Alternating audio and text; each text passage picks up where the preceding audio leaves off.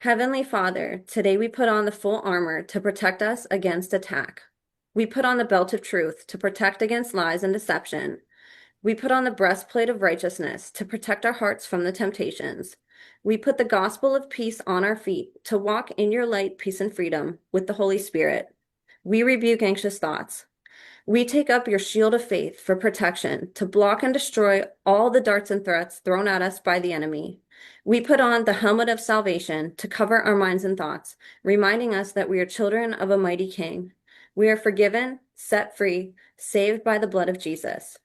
We take up the sword of the Spirit, your living word, that has the power to demolish strongholds and is sharper than any double-edged sword. We come to you, Lord, in prayer daily. In Jesus' mighty name we pray. Amen. Heavenly Father, please help me find the right words in this conversation. Help me conduct myself and present myself as well as I can. Please help me to act with utmost integrity and honesty, and help me to help Emma make this a really amazing podcast between us. Amen. Amen. What's up, you guys? Welcome to The Imagination. I'm your host, Emma, and today I'm absolutely honored to introduce you all to satanic ritual abuse, mind control, and organized abuse survivor, overcomer, and whistleblower, military veteran, former private contractor, anti-piracy operator, and bodyguard, prison and health industry reform activist, podcaster, and host of his own YouTube channel called Survivor's Story, and men's trauma and sexual abuse survivor advocate, Daniel. Growing up in an expatriate family in Nigeria, Daniel's early years were marked by a sense of unease and fear, despite the cover story of having a seemingly normal childhood. Living in a wealthy household with guards and walls, he continually felt an underlying terror for reasons unknown, compounded by experiences of neglect and abandonment. As a young man, Daniel channeled his intensity into a career in security and military service, joining an elite force where he served with distinction before transitioning to private contracting in the Middle East, anti-piracy operations off the Somali coast, and close protection work for high-profile individuals. Yet beneath his competent exterior, Daniel carried profound wounds and trauma, self-loathing, rage, and even suicidal ideation that he couldn't explain. His disillusionment with the motives behind his work in the Middle East, realizing it was driven by oil, money, and power rather than heroism, prompted a pivotal shift.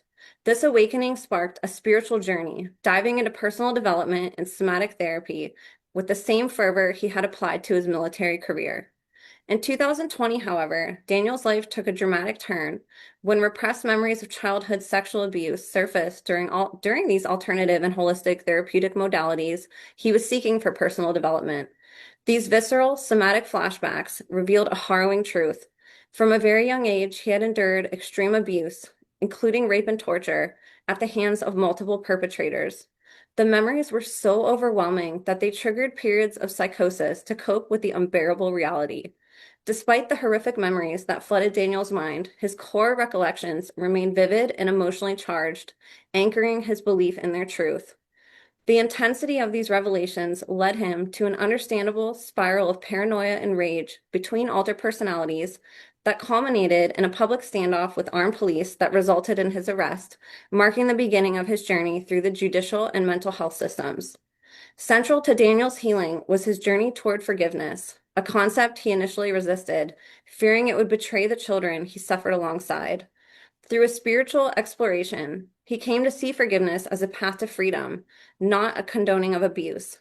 By setting firm boundaries, such as cutting off his abusers and their accomplices, he found the safety to forgive from a distance, releasing resentment and embracing love as a transformative force. This process, coupled with rigorous psychological work, helped him integrate his experiences with a renewed sense of purpose. Today, Daniel is a survivor and a leader, transforming his trauma into advocacy through his passion project and podcast called Survivor's Story, focused on men's healing and in giving survivors a voice. His mission is to inspire other survivors, particularly men, to share their stories, break the silence around child sexual abuse, and pursue healing. Despite the lingering uncertainty Daniel works through in uncovering his often unbelievable memories, Daniel stands firm in his truth, offering a message of hope. Chains will be broken.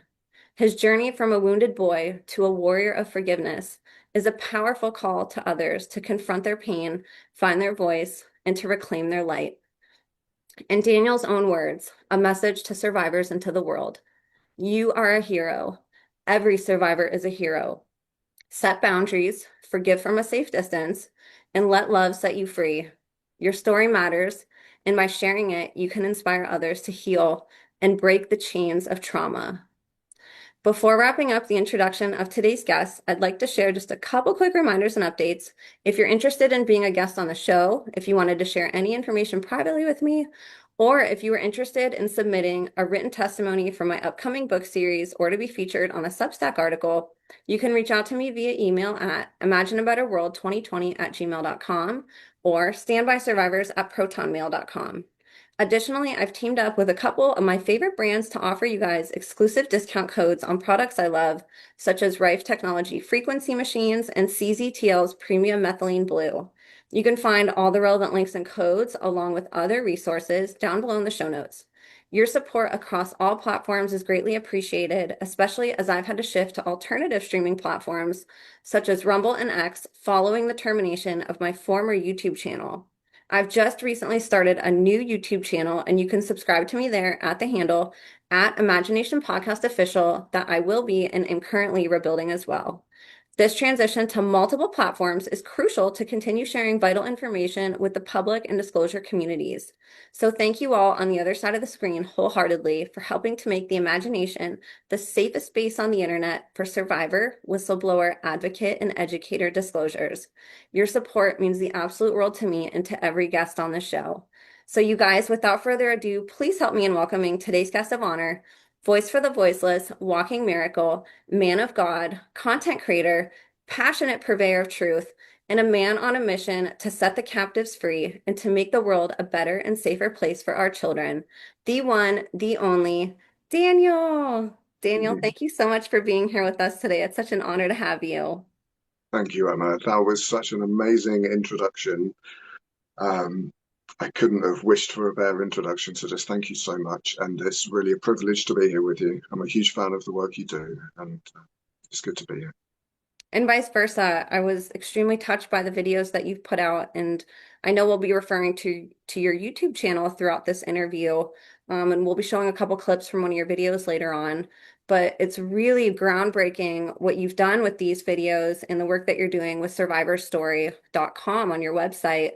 And I'm really excited to dig into all of that and know that it's going to make such a huge impact.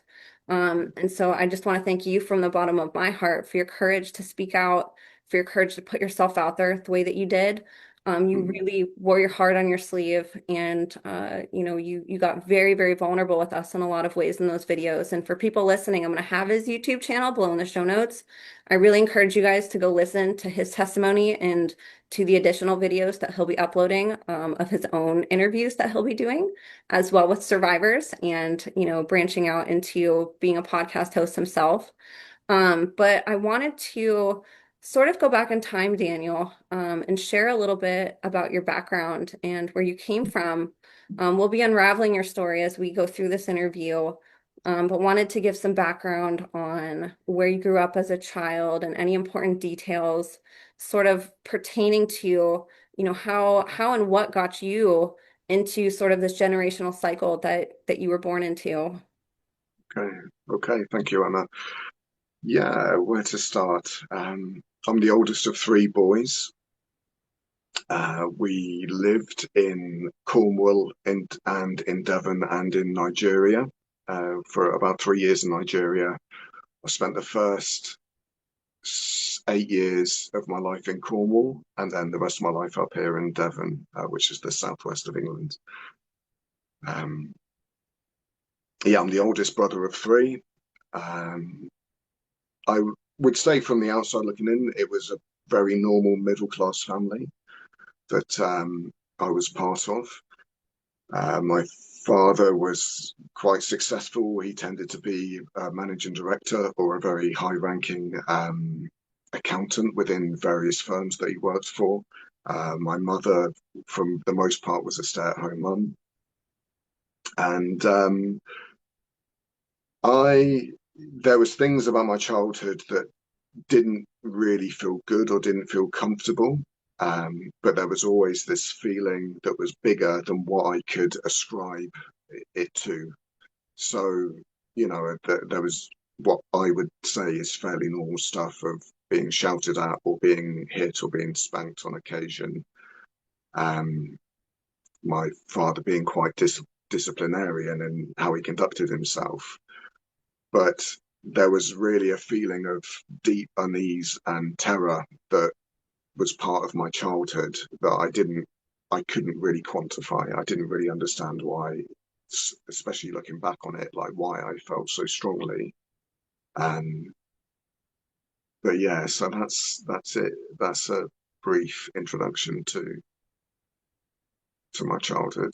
Um, To your knowledge, and obviously you don't have to go into detail, but were your parents, grandparents, did this sort of get passed down through the yeah, I mean, generations? Yeah. yeah, I think we'll probably come on to it later, but yeah, there definitely seemed to be some kind of family tradition from what I've relived.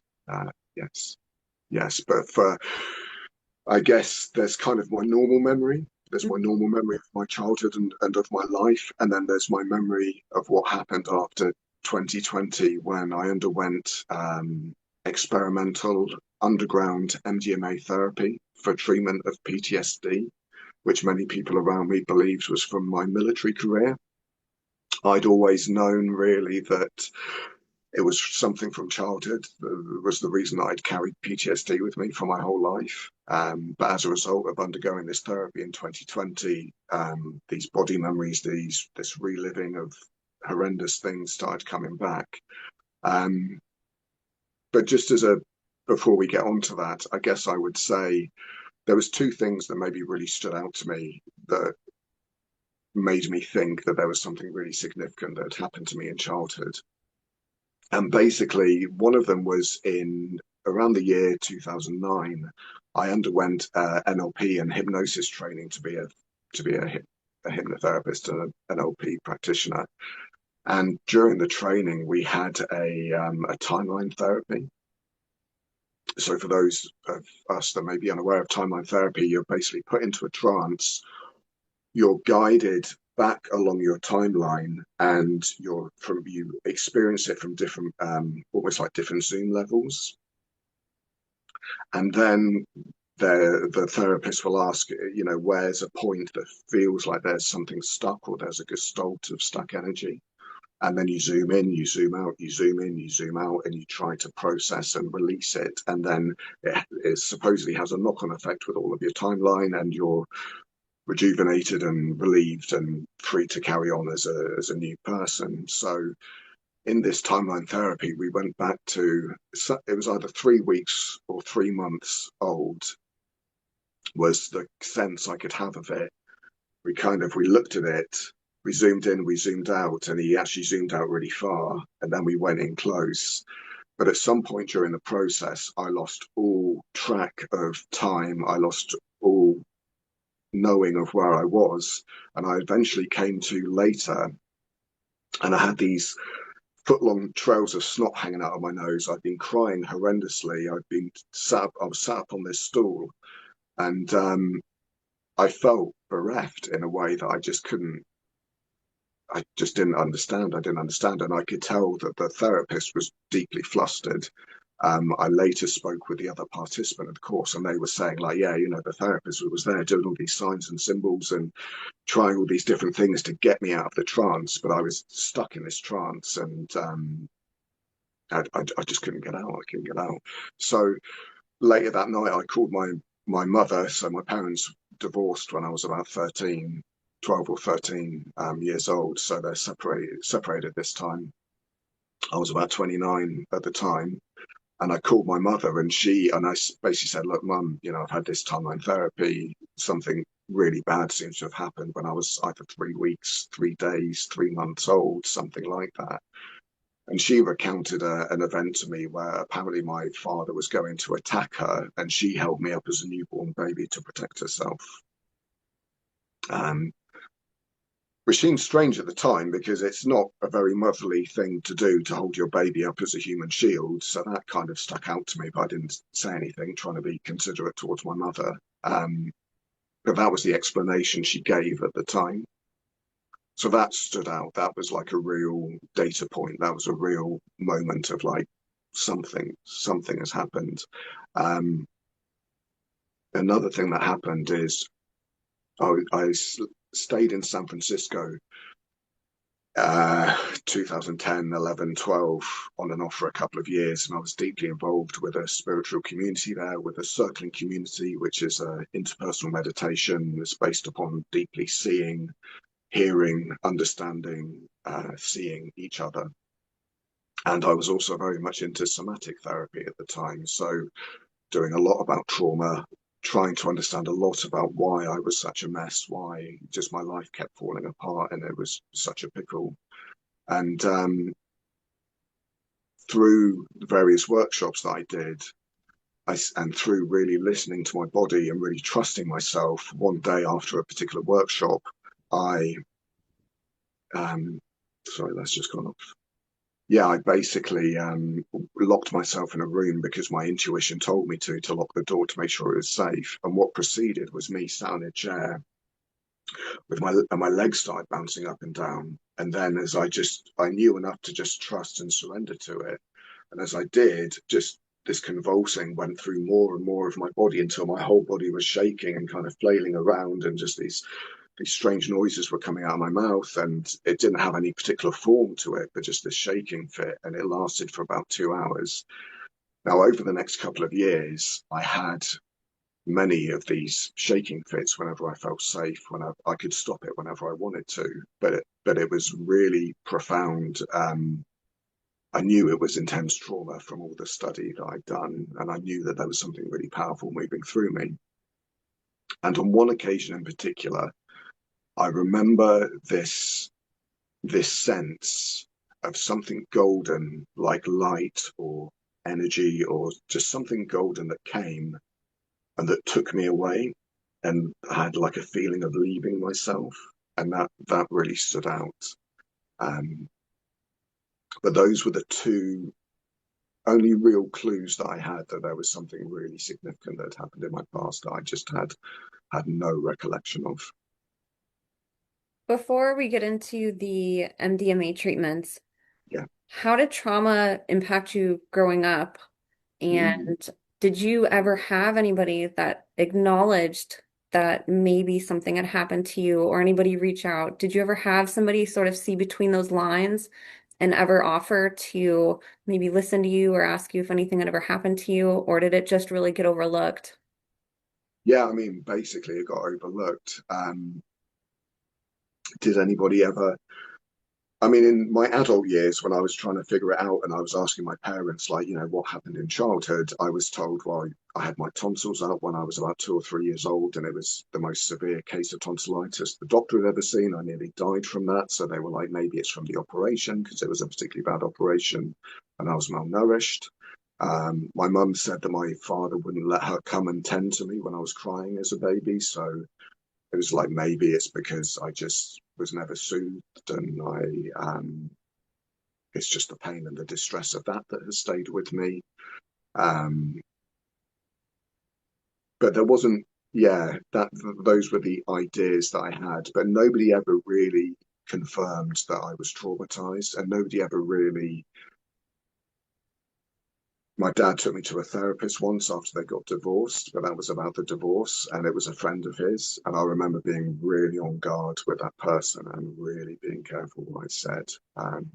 That was a really unnerving experience, actually. But how my trauma manifested, I guess, through my early to midlife was, um, gosh,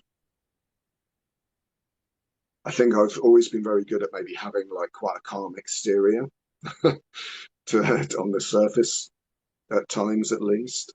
But there's definitely really strong attachment stuff that I have. And if I think something's gone wrong, like a real panic that can rise up and possess me, and it really feels like the world is going to end. For much of my life, I've absolutely hated myself. I've thought that I was the most disgusting person in the entire world. I felt disgusting and dirty and horrible and worthless and like a incredible failure.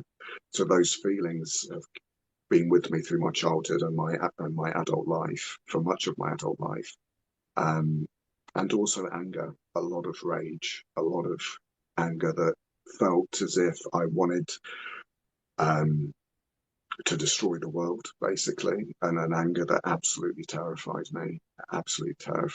And you mentioned my military service, and I was probably, on one hand, I would like to think I was considered as a fairly professional soldier and operator, but I was also known as a bit of a hand grenade. So I would drink too much, and I would tend to get in fights, and I would tend to be quite explosive at times as well. And it can be quite painful looking back on myself and who I was, and was never really as a bully. I would always be in protection of someone or something, but there was like a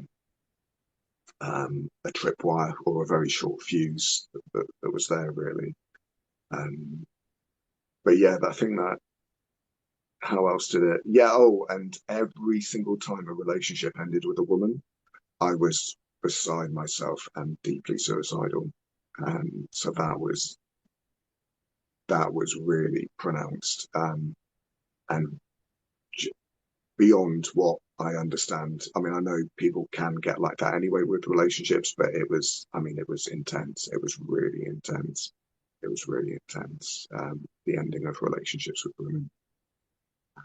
I think that does that answer your question. It does.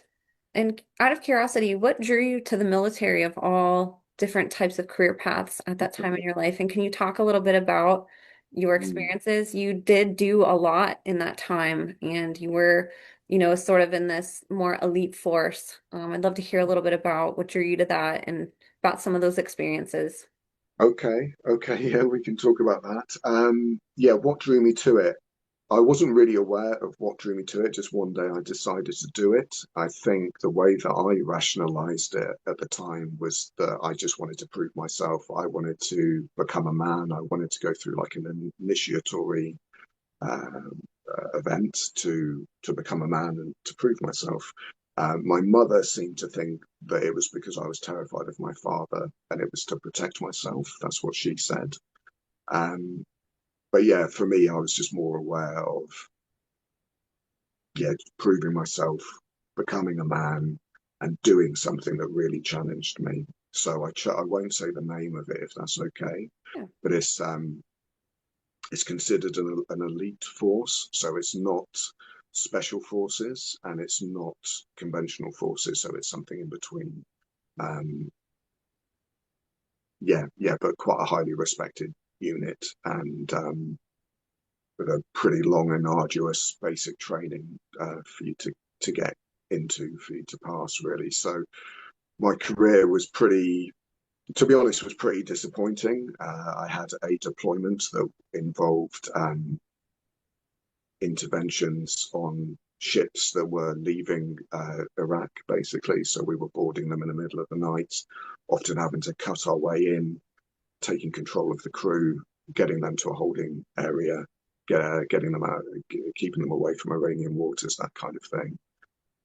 But that was an enjoyable operation for sure. But I missed Iraq and I missed Afghanistan while I was serving, that I found incredibly difficult actually, um, just by being in the wrong place at the wrong time and being pushed down a career path that I didn't want. So that was a huge challenge to my identity at the time and caused a lot of strife and a lot of difficulty of not being able to go and serve with my brothers overseas. So that was really difficult. And that resulted in me ending up leaving and then going into the private sector so that I could go out to the Middle East and prove myself and perform in a operational setting, really. So I spent some time in Iraq as a private contractor. We were tasked with protecting the American Corps of Engineers who were in charge of redevelopment of the country. So we would look after them in a multi-vehicle convoy. We were pretty heavily tooled up, and in some ways it was a bit like the Wild West out there. It was well paid, it was enjoyable, it was pretty high risk. Um, yeah, we lost some good people in other areas, in other operation areas of operation, and I was based in Basra for a while, which wasn't so bad, to be honest. And then I went up to Mosul, which was Mosul was pretty fruity. It was pretty heated while we were there. Um, but basically, an incident happened. Do I want to share that? I guess I really believed that we were there as the good guys. I'd really drank the Kool-Aid. I was really like, I'm a soldier, or I'm a former soldier. I'm here to help. We're here to help the Iraqi people redevelop the country. We're here. We got rid of Saddam. He's a bad guy. You know, ironically, my dad at the time was saying that Tony Blair was a war criminal, but we really disagreed on that at the time. And I was really gung ho and just wanted to be a soldier and do soldiering things.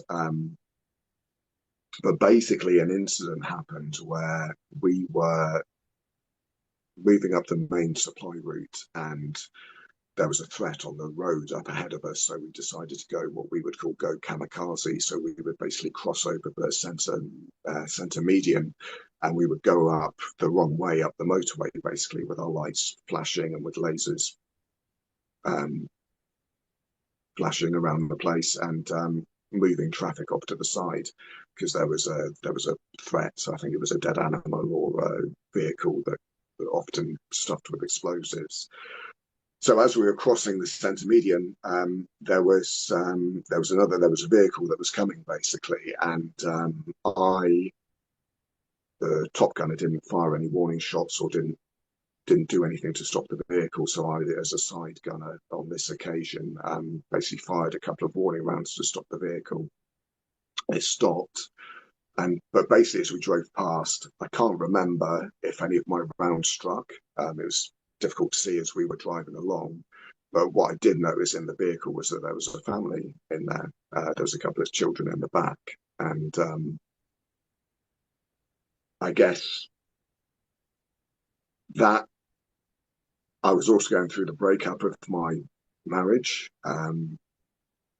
Yeah, yeah, she had, she had basically cheated on me a month after I was married, and while I was out there serving or deployed, it just made it really, really difficult and destabilized me quite a lot, actually. Um, but so I was already questioning a lot of things with that. And then when this incident happened, it really just caused me to look around with a fresh pair of eyes. And it was like taking off a pair of rose tinted sunglasses. And I just saw, the massive defect, the base that we were on, just the redevelopment that we had been overseeing, and nothing actually really being done. And I just realized quite quickly that it was about oil, it was about power, it was about regional control, and that actually, much to my distress, I wasn't one of the good guys. And to give credit to myself, was I realized that I did make a decision and I left the company and I stopped doing that kind of work. But it was incredibly confronting to recognize that my whole identity that I'd made about myself was false, effectively. But if it, I was a huge Star Wars fan, so if it was Star Wars, I was one of the stormtroopers. I wasn't part of the rebellion, so that that stung. That was very difficult and was very confronting. But that ended my time in Iraq. And then a few years after that, I'd been spending time in San Francisco, but an opportunity came up in anti-piracy work, which was basically protecting merchant shipping from the pirates of Somalia. So because it wasn't a war zone, because it wouldn't involve potentially families, because it was well paid, low risk, all these kind of things, I took it, and it was a really nice job for a couple of years, to be honest. Very well paid. We'd often stop off in Sri Lanka or other nice places for a few days in between transits. The risk was pretty manageable. It was very low risk compared to Iraq. Uh, worked with a really, I mean, I worked with really good guys in Iraq, actually, from all around the world. But yeah, worked with really, really good teams in the maritime work. And yeah, was a team leader and was really enjoyed having the responsibility and looking after my guys, and then destabilized by a woman again in that one. But that was, but I guess so. There's that. I've done some bodyguarding and some close protection work as well. Again, I won't mention any names, but I was a bodyguard at a very high profile wedding here in the UK. Really high profile, and there for the hen do and the stag do of it as well. Um, yeah, that was really high profile, but that was good. That was good. That was really enjoyable work. And then I've done lower grade security stuff like working on the door or working at the courts as security or things like that. I think it's interesting that after you get out and you start having these moments of, okay, I'm still experiencing trauma, I'm an adult, Mm, I should probably look into this. A lot of times, once people get out of the military, they're really pushed into that medical system that I know you had a part in at some point in your story that we'll talk about, where pills are pushed and, it can lead veterans down another whole route of suffering through getting addicted to pills and, not actually treating root causes, not dealing with the PTSD, whatever point in time in their life it's from. What inspired you to go more of like the holistic route and to start going down that path versus maybe the traditional path of getting on a bunch of pills and, seeking traditional methods? It seems like a lot of what you were into and what you were looking for, the somatic treatments and MDMA, these aren't things people typically gravitate towards. I think it's really interesting that you did. yeah, sorry, I'm just thinking of the journey of that, and then I'm going to end up telling on myself. Yeah, basically, when I left Iraq and the breakdown of my first marriage, it was so painful, and I came in and came out of it so many times. It nearly destroyed me in so many ways that I was like, I've got to figure out what's going on with me, like why I'm such a mess, why this hurts so much, why I've gotten in this situation in the first place. So I started. I guess I was cautious for some reason of conventional therapy, but I started a couple of a business, and that was had a lot of personal development in it. It was a multi-level marketing business basically, and but that got me into the NLP and the hypnosis. I did try things like CBT, cognitive behavioral therapy. I did try conventional therapies like that, but embarrassingly, the way that I got into somatics was after the breakdown of my marriage. I was so kind of devoid of any confidence or self-esteem that I got into pickup for a while, embarrassingly. So I kind of, yeah. Um, so I went through a phase of pickup, and then very quickly just it wasn't satisfying, so I kind of moved through that. But I did come across an offering that was aimed at men being better at women, but it had a spiritual slant to it, and that's what kind of got me into. They had a lot of body awareness based stuff that they did, and that kind of got me into the somatic side of things. I was looking a lot into trauma and stuff anyway, because I knew I was traumatized with something, so I was looking into a lot of Peter Levine's work kind of consecutively at the same time, so that all just kind of dovetailed. And yeah, I was looking into those areas around the same time, basically. So, and then I really got into somatics and The Body Keeps the Score, or The Body Never Lies, these various books. I think Babette Rothschild wrote a really good one, funnily enough. Dare I say that name? But there was one about, yeah, the somatic body. And yeah, I loved it. I really found a huge wisdom in that. And through a lot of self study, when I was earning good money in the anti-piracy work, I paid for some really good somatic therapists actually, and but a lot from self-study, a lot from self-meditation, body-based meditation and awareness. I would have meditations that would last for hours, and I'd just be there scanning my body, I did this heart-based meditation for probably a year or two with a guy from a man that's died now, unfortunately, called Ram Giri. But he was kind of my meditation guru for a while, and it was this beautiful meditation practice where you can literally meditate on the heart cave.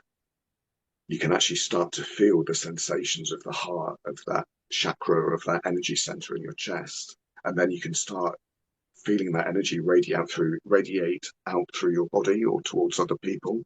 And it was amazing. It was amazing. So, but it developed a really high level of somatic attunement to myself. So I got really, really good at scanning my body, and I got really good again with the circling practice that I was in of figuring out the boundaries of my empathy for people as well. Like I was really empathic, and like if someone was feeling something, I would tend to feel it in my own body, which could be really confusing. But if someone was starting to feel a bit nervous, I'd start feeling a bit nervous, and I'd be like, "Are you feeling nervous?" Or okay, no, okay, and yeah, yeah. But that's a bit of my journey, and then by doing the somatic therapy, and then I started getting those couple of years of having those shaking fits that I was having, and it just made sense. It just made sense that I was on the right path, so I stuck with it for a while.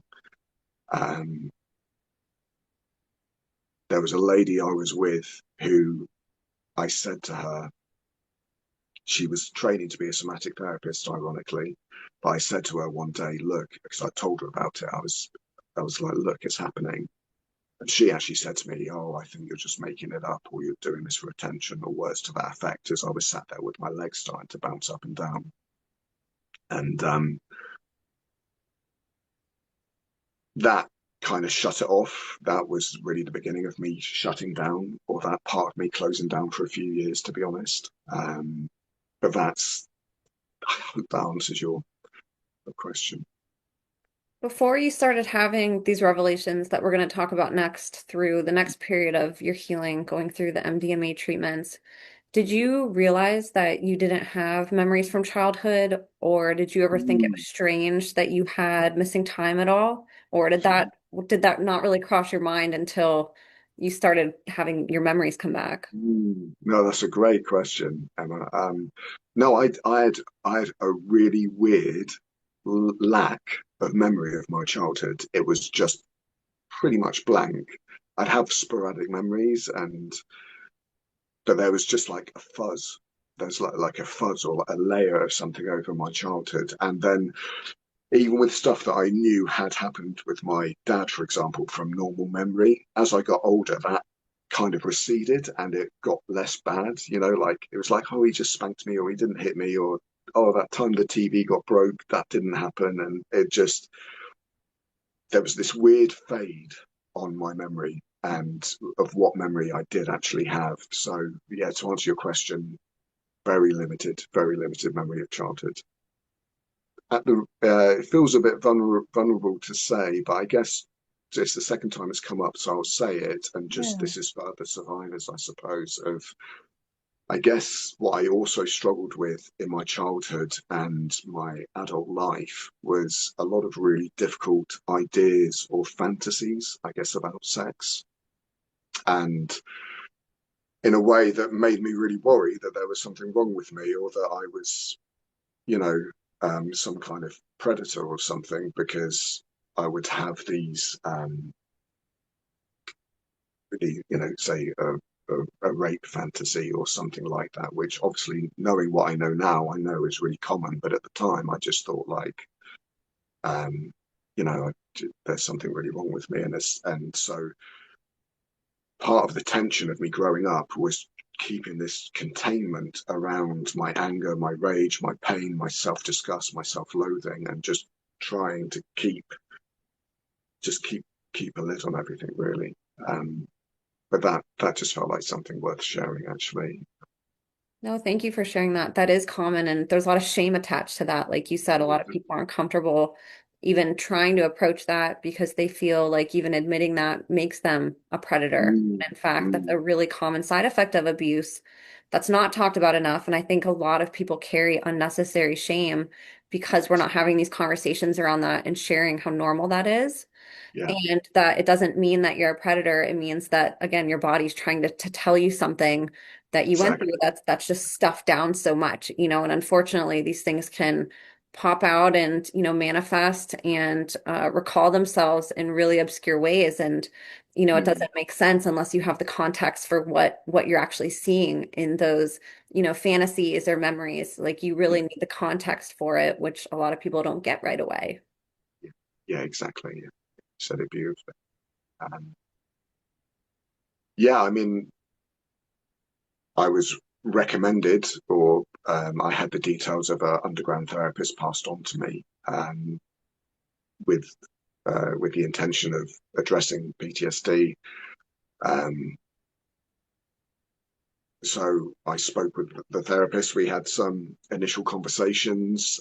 They were very busy at the time. Actually, they had a lot going on in their life, so they were very clear that the amount of support they'd be able to offer was quite limited, but they were able to do the treatments. So we agreed on a fee, and basically the MDMA treatment is normally done over a weekend. So I would stay at the house of the therapist. I would normally arrive there on a Friday night, stay there the night. In the morning, um, I would go for a walk, like an integration walk with them, or like a preparation walk with them, and then you normally wouldn't eat very much, and for about 24 hours before, not have any caffeine, not have any alcohol, so there's no stimulants or anything in your blood supply, in your system. And then about 11, 12 o'clock in the morning, we would take the first dose of the MDMA, which for those that don't know is obviously a mind altering, or is a substance that some people take recreationally. It can be used medicinally, which is, I think it's very, can be very powerful if you use it medicinally and with an intention. And just as a rough kind of explanation of it, a lot of people have heard of ayahuasca, for example, and I'd considered taking ayahuasca when I was in San Francisco, and people had suggested it. But whenever I'd imagined taking ayahuasca, I always imagined like really hurting myself, like scratching my eyes out, like smashing my head in. So I just knew that something about that wasn't a good fit for me. The way that MDMA got explained to me is it offers both a feeling of safety, so something really like a warm bath that you kind of rest back into, but it also offers a bit of stimulation, so you don't just vegetate and you don't just lie there blissed out. So it's meant to be, as alternative medicines go, it's considered to be a very gentle one, and they are having trials with it for studies of PTSD treatment, and they're having quite good results with it. I would advise caution with it, because actually there's a lot of support and a lot of things that need to be in place if somebody is going to undergo MDMA therapy, and it can bring up a lot of stuff, and it can bring up stuff you're not ready for. So I think it needs to have a lot of warning signs, placards around it, but it is very powerful. It is very powerful. So yeah, Is that a normal response? And I know we'll talk about your experiences, but is that something that you heard was normal in any way for memories to maybe come up, or were you expecting a different experience than what we're going to talk about? I was expecting a totally different experience. My intention when I went into it was, what is it that is holding me back from manifesting my will in the world? Why am I not making a success of myself? Why does everything keep falling apart? So what is it that's stopping me manifest my intention in the world? That was my intention for the treatment. And I thought I would just have some kind of blissed out experience, maybe encounter God, I don't, something. Um, I maybe read somewhere that repressed memories can come up, but I wasn't expecting that at all.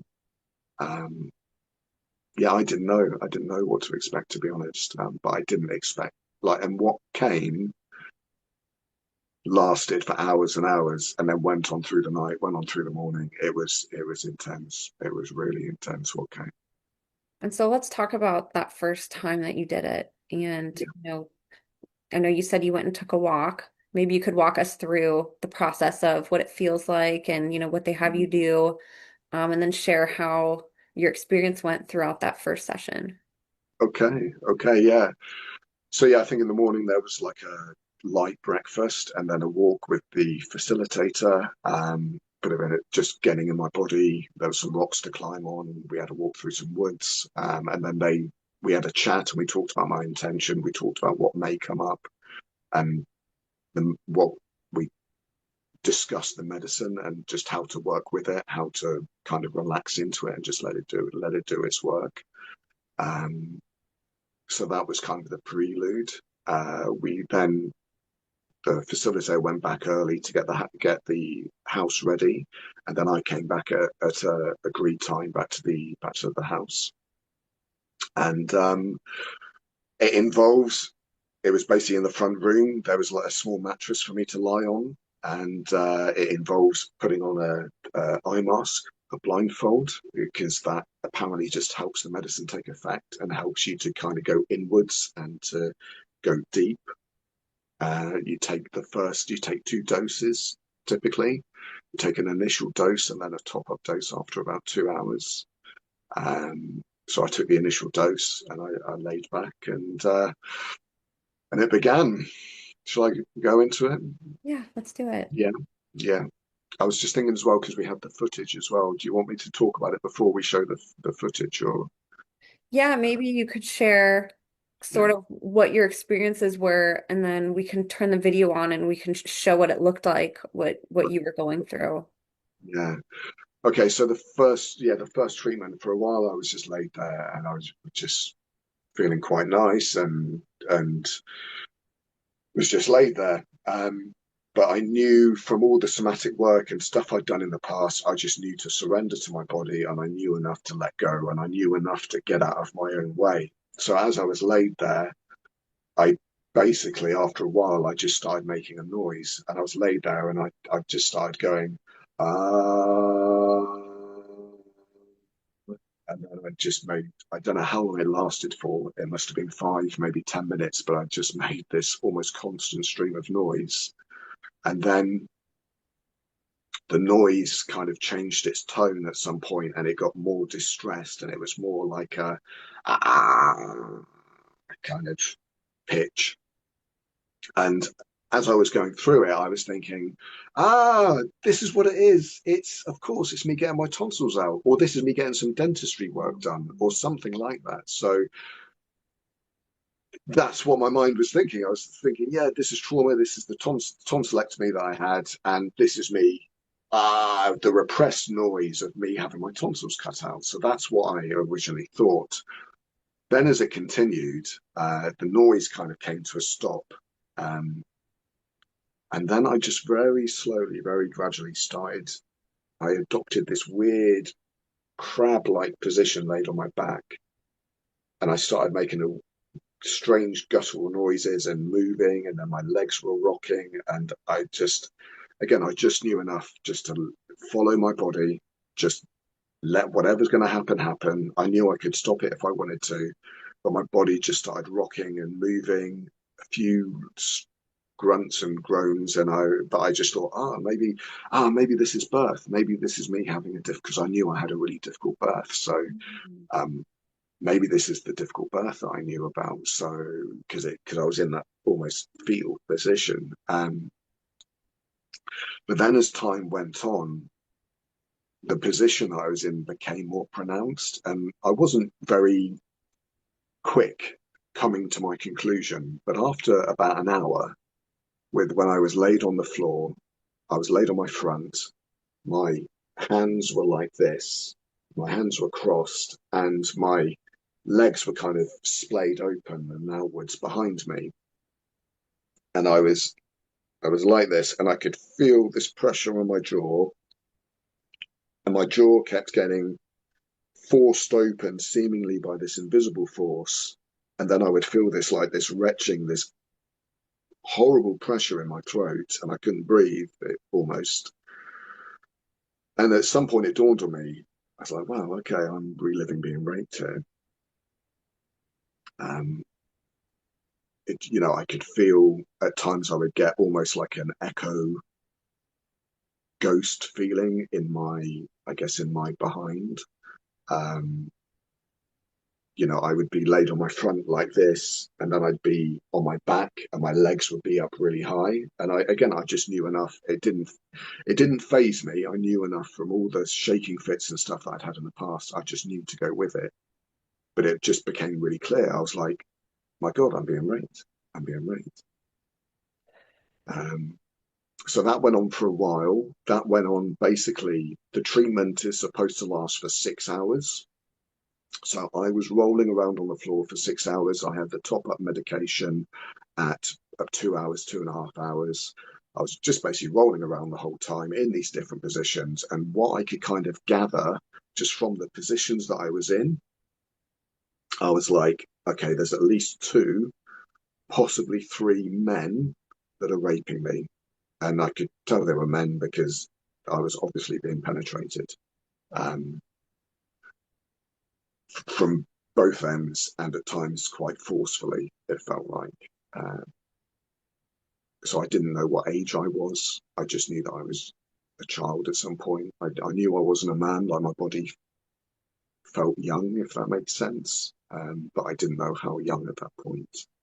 So, and then what I found quite interesting about it is we stopped the treatment after 6 hours, had a bit of food, had like a an integration or a debrief about what had happened. There was this real disalignment that me and the underground therapist had. I had this with all the treatments where they wouldn't really accept what was happening, but I just kind of knew what was happening.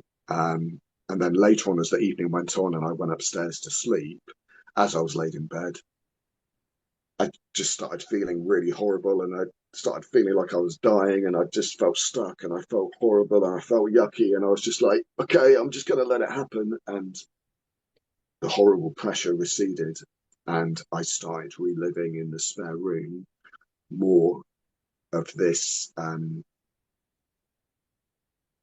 being raped. But what it got worse through the long hours of the night. And at some point when I was laid on my front with my hands crossed, and I knew I was being raped by at least two people in what I was reliving. But it got so bad that I felt something shift in me. And then I started this low guttural growl, and I started saying to myself, I'll kill you, I'll kill you, I'm going to kill you, I'm going to kill you.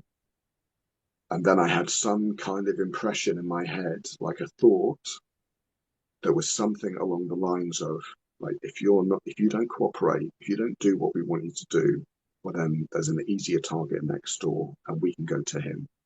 So my brother. Um, so that went on all through the night. Probably about 5 o'clock or so, I just was like, right, that's it, that's enough. I was smoking at that time, so I went downstairs, I had a smoke, made myself a coffee, and that was the end of the first treatment. You need to wait until about 3 o'clock the next day to make sure all of it's out of your system so you're safe to drive. But once the safety time period had elapsed, I drove home basically. But that was first the first of three treatments that I had. How did that first treatment impact you? Was there clarity where you thought, Mm, oh gosh, I feel a little bit lighter, like this is devastating, but so much makes sense? Or did yeah. that sort of tumble you into a spiral of, oh my gosh, what happened to me? Who were these people? Where was I? What's going on? What was A that bit like for you after? a bit of both. One thing that I noticed as I was reliving it during the therapy session, I remember at some point I was kind of able to take like a third person perspective on what was happening. And I looked at it and I was like, my God, what a little hero you are going through this. Like, this happened to you. I was able to take that position with myself. And then I was able to realize I just kind of realized, like, oh my God, no wonder you've hated yourself. No wonder you've thought you're so disgusting. No wonder you've wanted to die your whole life because look what was done to you. So oh, I had that realization quite quickly. Yeah, bless me, bless the boy that I was. So I felt a lot of compassion for myself, and yeah, I was a beautiful kid. I was a beautiful little boy, and yeah, it broke my heart. It broke my heart. So I had that realization um, during the treatment. But then what happened in between the first and the second MDMA treatment is I basically had my PTSD rear its head in an extreme way. I had to basically sign myself off work. I had one moment where I just thought the whole world was collapsing in on me. I had to sign myself off work. I had really intense PTSD for about 4 or 5 weeks waiting for the next MDMA treatment. So it stirred up a lot of stuff. And I had one time when I was able to process the memories on my own. It was about a week or two after the MDMA treatment. I was at home in the spare room. I followed a guided meditation on how to call in healed and evolved ancestors for protection and guidance. So I followed that meditation, and then straight away it started happening. But it was intense. It was way more intense than what happened during the MDMA treatment. I was retching so intensely that I was almost vomiting. My body was contorting in quite extreme ways. It lasted for about 40 minutes, and then I just had to tap out. I was like, I'm actually quite a resilient, quite a resourced person, and I got a high threshold for dealing with stuff, physical stuff. But I just got to the point after 40 minutes where the choking and the retching was so intense. I was like, I just can't do this. I can't do this. I need to wait for the medicine, for the MDMA before I can go through this again. Yeah.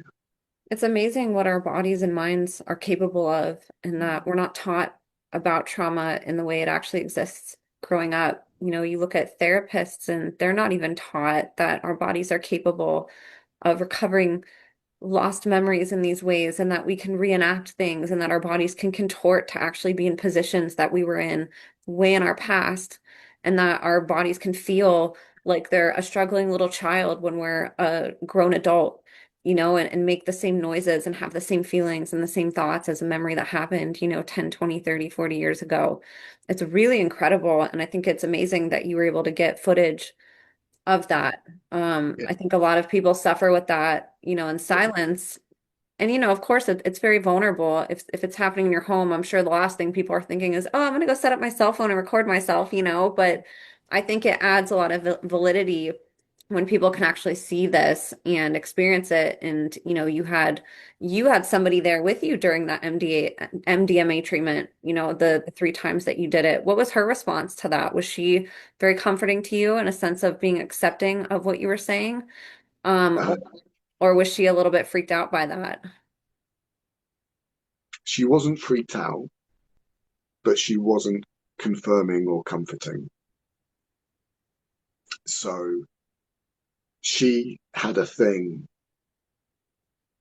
and in the second treatment in particular, where she thought we had to get underneath the experience. She thought there was something deeper that was going on that we had to get underneath the reliving being raped to get to. But I was just like, no, no, no, like this is it. I've been waiting my whole life to see this, to know this, to recognize this. On some level, I just knew. I was like, that this happened to me. I could feel it. I knew it. Um, but yeah, we butted heads about it quite a lot, unfortunately, and it really affected the second treatment actually. Um,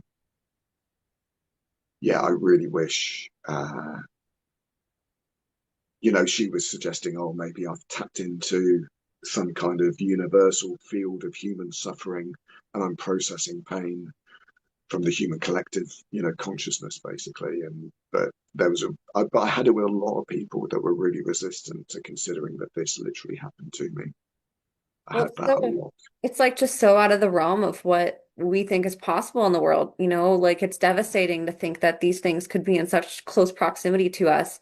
I know even before I learned about it, I thought, oh, human trafficking, child trafficking, it's so sad it Mm, happens. I'm so glad that it's not happening around me. It's so sad it's happening in like third world countries and stuff, and we need to do something about it. But you kind of push it away from you whenever you hear about it. And because it's not taught and how trauma is not taught, and that's seeing as though this was an experience that was in a clinical setting with a practitioner, of all Mm, people, somebody like her should understand mm, dissociation and memory recall, and it's really sad that some of the safest places for survivors to be able to process, aren't trauma-informed spaces necessarily. They might allow purging and they might allow some level of safety and comfort and belonging.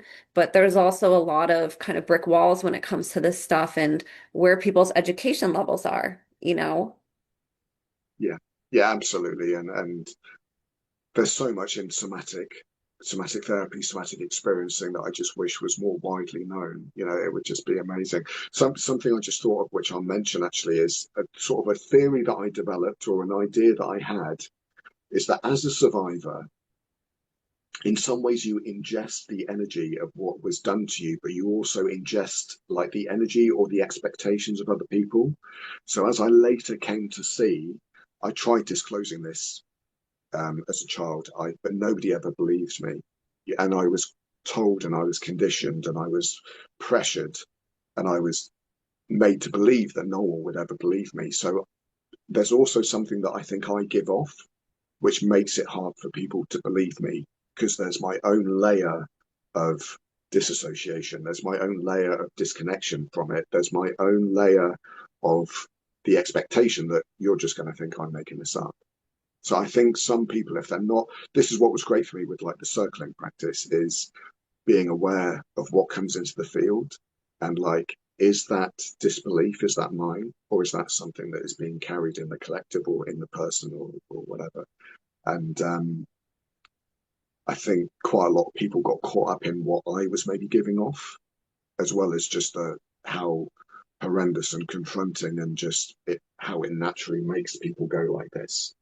Yes. Um, but yeah, I don't know if that's helpful for other survivors. And I don't know, that's not a quantified theory, but that's just an idea that I have, that there's something we carry, which, it's like the pattern plays out again. Nobody believed me as a child, and then nobody believed me as an adult, or so it played out in some ways.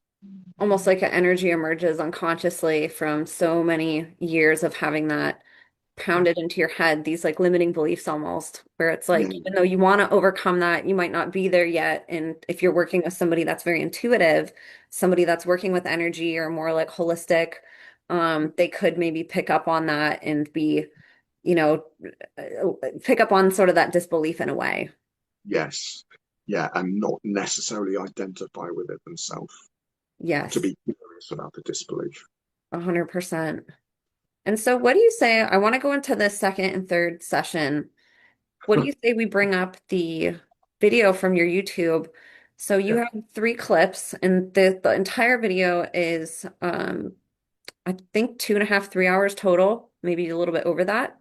But essentially, Daniel, he said he has just hours and hours and hours and hours of recordings of these somatic memories reliving themselves through his body and his voice and through his own energy. And you can see him sort of transforming into that child during a lot of these videos that he posts. And so what I thought we would do is, even though this video is really long, there's a part at the beginning where you give explanation with short videos of sort of the ways that your body started to contort, starting like a little bit mildly, like you said, making some of the growls and the sounds, and then moving into some of these really obscure positions that clearly weren't the natural positions that you had probably intended on being in going into these sessions. Do you mind if I play the first little clip and then maybe you can sort of walk us through some of yeah, these? And then I think it'll make more sense as we're getting into the more intense memories that start to come up and, as you're explaining what's happening with your body. Is that okay? yeah, that's brilliant. Okay. So again, for those of you who are listening, you guys, or I should say watching, you're going to see on the screen, I'm bringing up Daniel's YouTube channel. So his YouTube channel is Survivor's Story, and that's plural. Um, it has an S at the end, so it's not necessarily plural survivors, but it's Survivor's Story. So it has an S at the end. If you just type in Survivor Story on YouTube, there'll be a whole bunch of other videos that come up, but not Daniel's channel. So even though I'm going to have it linked below, if you're on your phone right now and want to go type it in, It's Survivor's story that you guys will type in. But he has this three-part series on here, and he posts a very vulnerable body flashback footage video for his part three. And like I said, this video is actually 3 hours and 8 minutes long. So we're obviously not going to play that all today, but in the very beginning, he gives a little outline of what sort of happened to him during these sessions, and he has a couple short clips in here. And so what I'm going to do for you guys is play just this small clip if you guys are listening and watching. If you're on iTunes or Spotify, you're not going to get the same effect, but I will have the links below, or you guys can go ahead and jump on any of my video channels and to actually watch the video portion of this interview. But for those of you who are watching, I would actually look at your phone if you're able to and sort of follow along just for these next few minutes as we're sort of reliving these sessions with Daniel. So this is a video of, and again, it kind of builds on it, but they're just a few seconds long, but I'm just going to show you guys sort of the beginning part of what he was talking about, and it's going to sort of crescendo into more intense body memories. So I'm going to play this first part. Yeah, sorry. Uh, uh, uh, uh, uh, uh,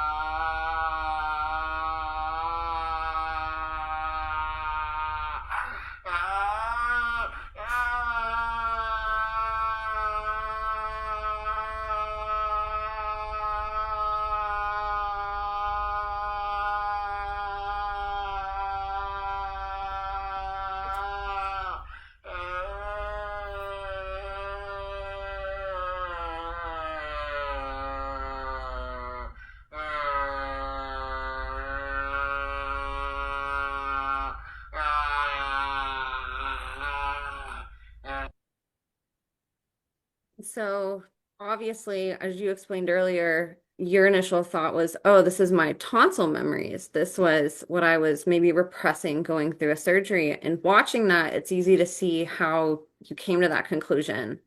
Yeah, yeah, yeah. I mean, that sums it up basically. I my sound cut out, so I'm not sure if you could hear it, but there's a point in that clip where you hear the pitch of the noise that I'm making change. Yes. So I thought as it was happening, I was like, oh, this might be where they're making the cut, and this is me screaming silently because I'm under anesthesia, anesthetic. So that's what I thought at the time. I have a totally different take on it now. But yeah, but it makes sense, doesn't it? Like why it would seem that way. 100%. Yeah, it makes perfect sense why it would seem that way. And Mm. especially considering if you're thinking that you're reliving a memory, it makes sense that maybe you were repressing those screams as you were going through the surgery, or it was maybe a subconscious of losing your voice or having that taken away from you for that time as you were going through the surgery and the healing, it can definitely see how you would come to that conclusion. But as you were saying, as these sessions went on, it started to get more intense. So it started with these noises, with your jaw contorting, with you feeling these pressures. And at the end of the first one, you sort of heard that gurgling too at the end, where you could tell, like you said, you were experiencing almost your throat was clogged or you were choking a little bit, and you could sort of hear you enacting that in that first part. Yeah. And so this is the second part. And you said on your end, you can't hear it. It cut out about halfway through for some Okay. reason. Sometimes YouTube's weird when sharing a screen. Sometimes the other person, if I'm hosting it, can't hear all of it. So it should show up on the final video because it's fine on my end, but I apologize if on your end it's a little bit in and out. So I'm going to post or I'm going to show the second part. So for people listening, again, if you can come on and watch, you can see sort of how this experience started evolving during the session into from being just Daniel's voice and his mouth and his jaw to starting to move down throughout the rest of his body. So I'm going to play the second clip.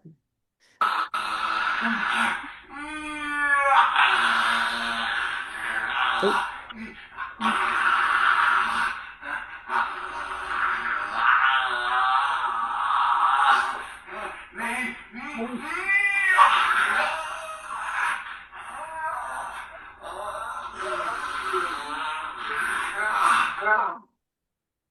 Anything you want to add to that part, Daniel? Yeah, just really that, look, it wasn't, I experienced it like that for quite some time before it kind of dawned on me that, oh God, I'm reliving being raped. I wasn't the sharpest tool in the box with it. I was still trying to figure out what it was, but eventually, and as I start feeling things in my body, or I guess literally things in my body, it just reached a point of like, duh, I mean, what else could it be? And then it just carried on. It just carried on.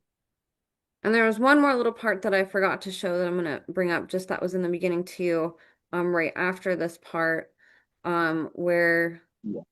your body was contorted a little bit in one of the ways that you were sharing earlier. So I'm going to play the beginning of this right here too.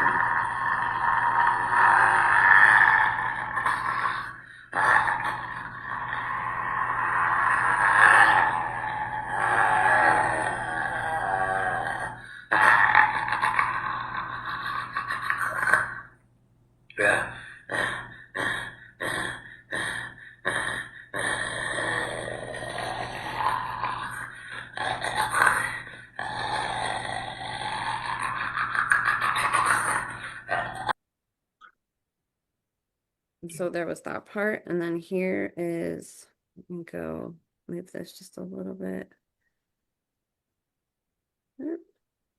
Move that right here. And so here's another clip where you start to see more of the somatics picking up.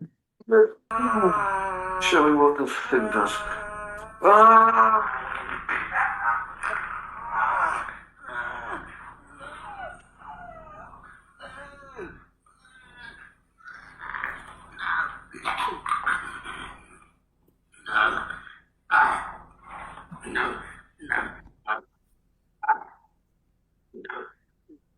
So there's that part, and then here's just there's the last little short clip that Daniel has played for us on the beginning, and then the rest of this episode, this 3-hour episode that he posted, is actually a full session that you guys can watch for a couple hours, sort of seeing this progression.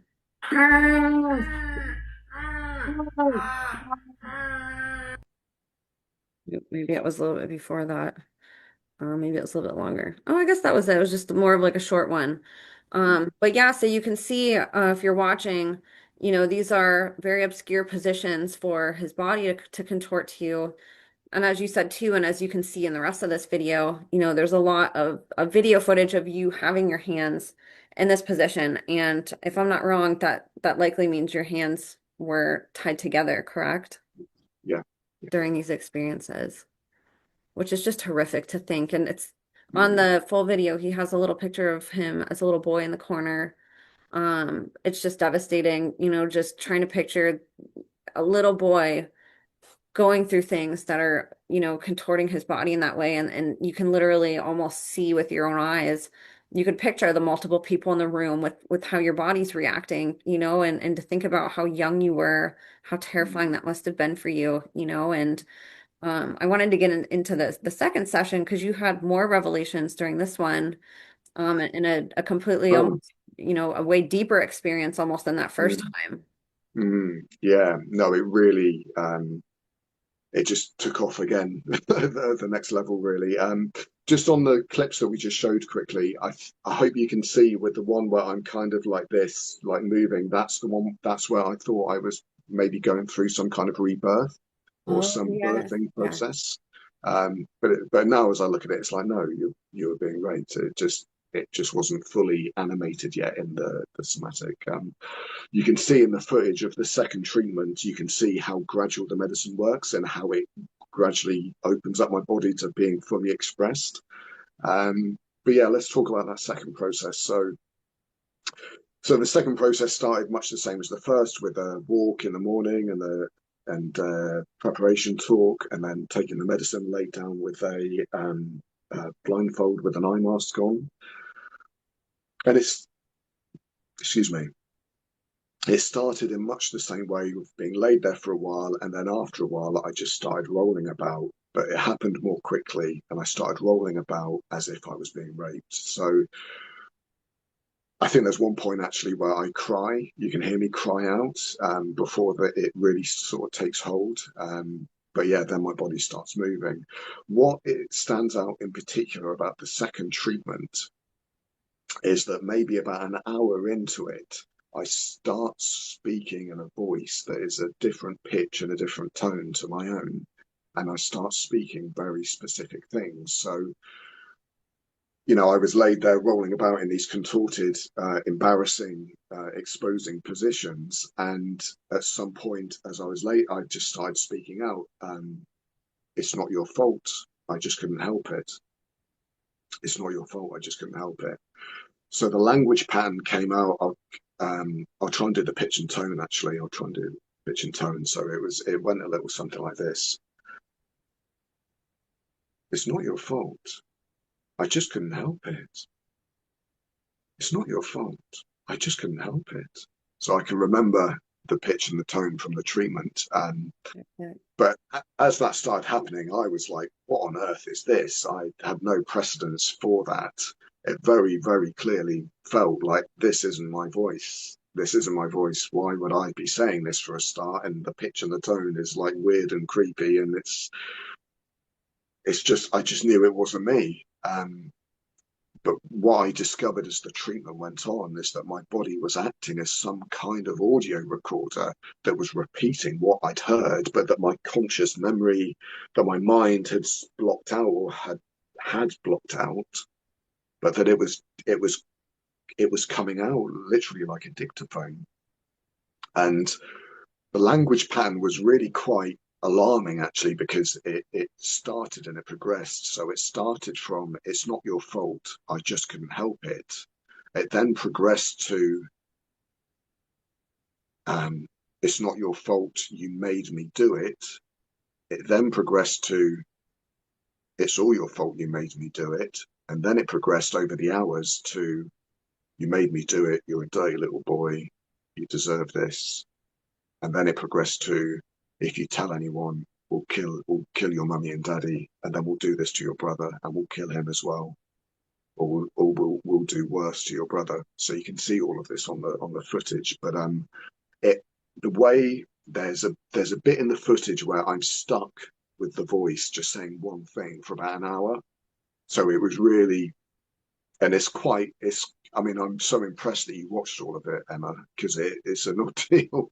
It's an ordeal to get through. I rewatched it several times in the editing and the publishing of it, and but it's very illustrative, and it didn't necessarily happen at the speed that it was relived.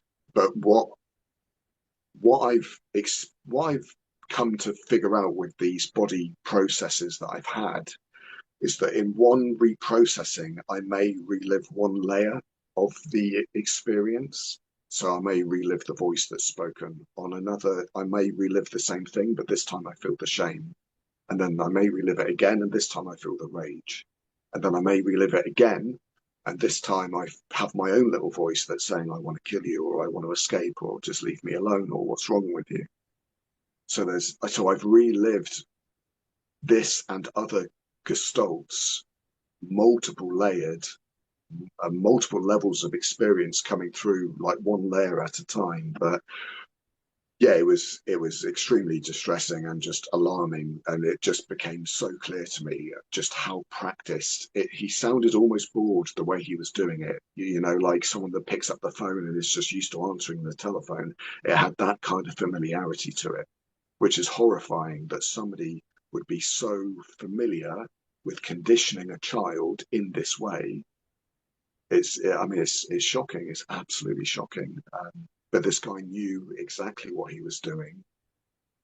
It became clear that in what I was reliving through my body, that it was some kind of orgy, it was some kind of rape, sex party, and I was part of the central piece of this party, and I was being passed around from pillar to post.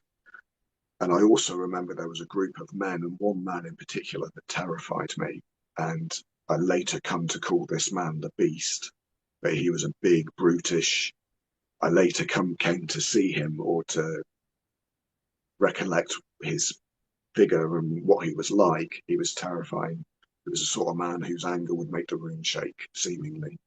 Um, Absolutely terrifying. But my handler, my main conditioner, was very proficient. He was very practiced. He was very good at what he did. And you really could hear that progression. And I thought too, it was interesting how your voice would share something that he was saying. It's not Mm, your fault. You made me do it. And then all of a sudden you'd be back in your child state and choking, and yeah. making these groans. And he'd be asking you a question, which I know, you'll talk about that in a little bit too. But, there were threats made against you. They're telling you that they're going to kill you and your family. They're going to hurt your brothers, and just to think about, again, the tonality of how calm this voice sounded as it was talking to you, not just committing these acts against you, but considering that there was likely other men participating at the same exact time. There were multiple people in that room, and he's still able to just be that calm while he's doing these atrocious, heinous things to you. It was quite chilling listening to that. And then how you said there was multiple times where you said the same thing, and then it quickly took a turn of, getting more and more violent, but still in that same creepy tone the entire time. It never progressed to sounding more violent, to sounding like he started yelling at you. It was just this very monotone, like hypnotic uh, Mm, voice tonality that he was speaking to you in, like you said, conditioning, just this repetitive single tone um suggestion that he kept giving to you over and over and over and over again. It chilled me to the bone, honestly, hearing that, and then hearing you right after go into that suffering where you see your body contorting and you're turning all different directions and ways, and your body's moving to being arched, to being, mm, compressed and flexed all together. And just seeing that was just absolutely horrifying, but it really did illustrate the truth of this, the mm, ruthless type of psychopaths who do this and can talk in a super calm tone as they're raping a young boy and passing him around to their friends at a party.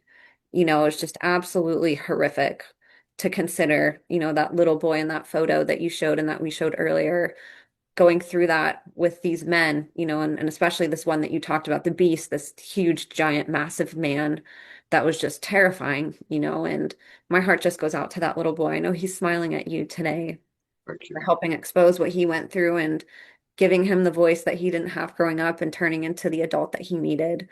But it's just so sad to think you had all these people around you and not one stepped up to protect you. They all took part in this, and you didn't have an advocate there for you. You didn't have somebody coming to save you from this, and it's just horrific. And I know you said you have, hundreds of hours of footage, so that's a lot of experiences that you had throughout your life that you just buried down and kept Mm, down.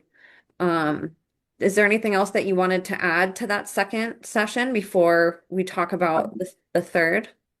Well, on yeah, there's a bit actually. So um, it's probably quite a lot. So Yeah, I was going to say I just remembered more too. the first bit I'll touch on is what he started doing in between the linguistic conditioning is he would start strangling me. So he would say, "You like this, don't you?" And then I'd say no or whatever, and he'd strangle me, and then he'd try it again. He'd say, "You like this, don't you?" And then he would get, so they're conditioning you to get a positive reply out of you. And then when they would say, "Oh, and then we'll do this or worse to your brothers," like you can see me in the footage where I'm starting to struggle or starting to fight back. But then they strangle me, and they're just, you can see the way that they're methodically working to totally remove any fight from you, to totally break you down, and to get you in a position where even if you don't believe it, but you're verbally being like, "Yes, you like this, don't you?" Yes, yes, I like this. And so it is very hypnotic. It's very hypnotic. One of the concerns I've had is because I've done hypnotic and NLP training. At some point, I've thought, "Oh God, what if I've made this up? And just because I've done NLP, then I've created these characters, and they're doing NLP like stuff on me." And it's like I've had those kind of thoughts about it, but I just know there's no way I could have made this up, and there's no way I could have made this up to this detail and to this extent. And there's some stuff that I'll talk about in a bit that I will pre-frame with saying, like, look, I think this happened, but I can't be 100% sure because it is just so out there.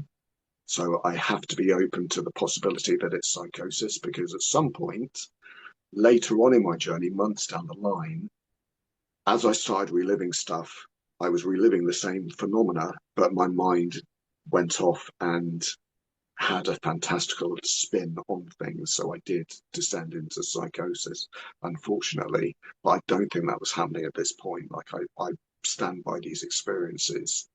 Um, so we can come back onto that again later. But yeah, so this again went on for about 6 hours. There was a bit of butting heads with the facilitator, and I ended up just editing that footage out because I was kind of reliving it, and then she would intervene and she would be like, "Try breathing or try grounding out of this and try just not being stuck in this." And I was like, "This is what I need to experience to release it, like I know this is the right thing." But anyway, at the end of the treatment, she went out to get something, I think to get me a drink. And I was laid on the floor and I looked over at the sofa. And as I looked at the sofa, it was the first, it was the second time I'd seen something. I'll backtrack a little bit actually. Um, so on the sofa, I saw what seemed to be a girl in a white dress. So I had an optical illusion or a vision or an image of a girl sat on the sofa there with me. So I was like, "Facilitator, I've just seen a girl." I've just seen a girl. Like, what on earth is that? Like, there was a girl there. But something that I did see in this process earlier, which I forgot to mention, was I did actually see the face of a red-faced man with a bald head. I think he had a beard or a mustache, but I knew who this person was. So I was able to locate the time and the rough age that I was. So this is somebody that we knew from Nigeria. And then I knew we left Nigeria when I was about 6 years old. I knew from what was happening to me, I was like, I can't have been 3 or 4. Like, this is so extreme. What's going on? Like, what's the oldest I could have been when this could have happened, when that person could have been present? About 5.5. So the age I've come up with where that footage is going on, which is the age I am in those images. So I'm about 5.5 years old when this is going on, roughly as a guess. Um, but I saw that face really clearly, and I know I won't say the name, but I know who that is, and it was a friend of the family. So at this point, with the friend of the family and with the threats being made against my family, I thought this was nothing to do with my family. I thought this was people that had won trust with my family and then got access to me and then looked after me and taken me away to some crazy special party as I came to know it. Um, but so that understanding didn't shift until the third MDMA treatment, but the second MDMA treatment carried on with the girl as a theme, basically. So again, we had a break for food, we had a break for chat. I had a few smokes and a bit of integration time, but again, a similar experience of when I went upstairs to sleep, I was just restless, I was really uncomfortable, and I just had to let it come out, and it started coming out of me again. Now, one thing that I had as an idea very quickly that kind of came into my head was the idea that they killed the girl. They killed her by hitting her head in with a hammer, but I also knew that that wasn't actually how they killed her, but that was some kind of representation to prepare me for how they killed her. Does that make sense? Yeah. Yeah. So I had an idea very quickly, like she didn't make it. And then with what I relived through that evening, everything I'd relived during the day, but it had like it had more detail to it, and I was more aware of people around me, and I was aware I was raped by 7 or 8 people in my behind, and there was maybe 10 people in my mouth, and so it was just more specific, and I got more detail. But what was different is I was aware that over to this side there was a girl, and she was being raped alongside me.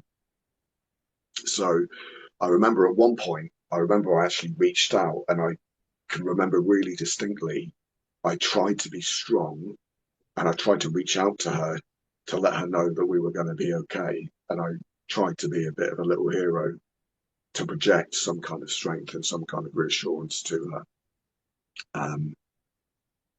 I relived at some point, they brought the girl over and they sat her on top of me. And I remember reliving this incredible feeling of oppressive jeering and cheering and egging us on, trying to get us to enact a sexual act together. And as I relived it, I had this horrible moment of fear and of terror, thinking, oh my God, maybe I went along with that and I did something to her. And oh my God, what would that mean about me? And all this kind of shame. And then that kind of passed, and I realized that we just held on to each other. And we just held on to each other. And then they ended up snatching her away from me. But the image that I had of us as we held on to each other was of these two bright lights, these two just pure lights surrounded by impossible darkness. But they tore her away from me. And this kind of wrapped up the second treatment as a theme. Like I knew she died. I knew she'd been raped alongside me.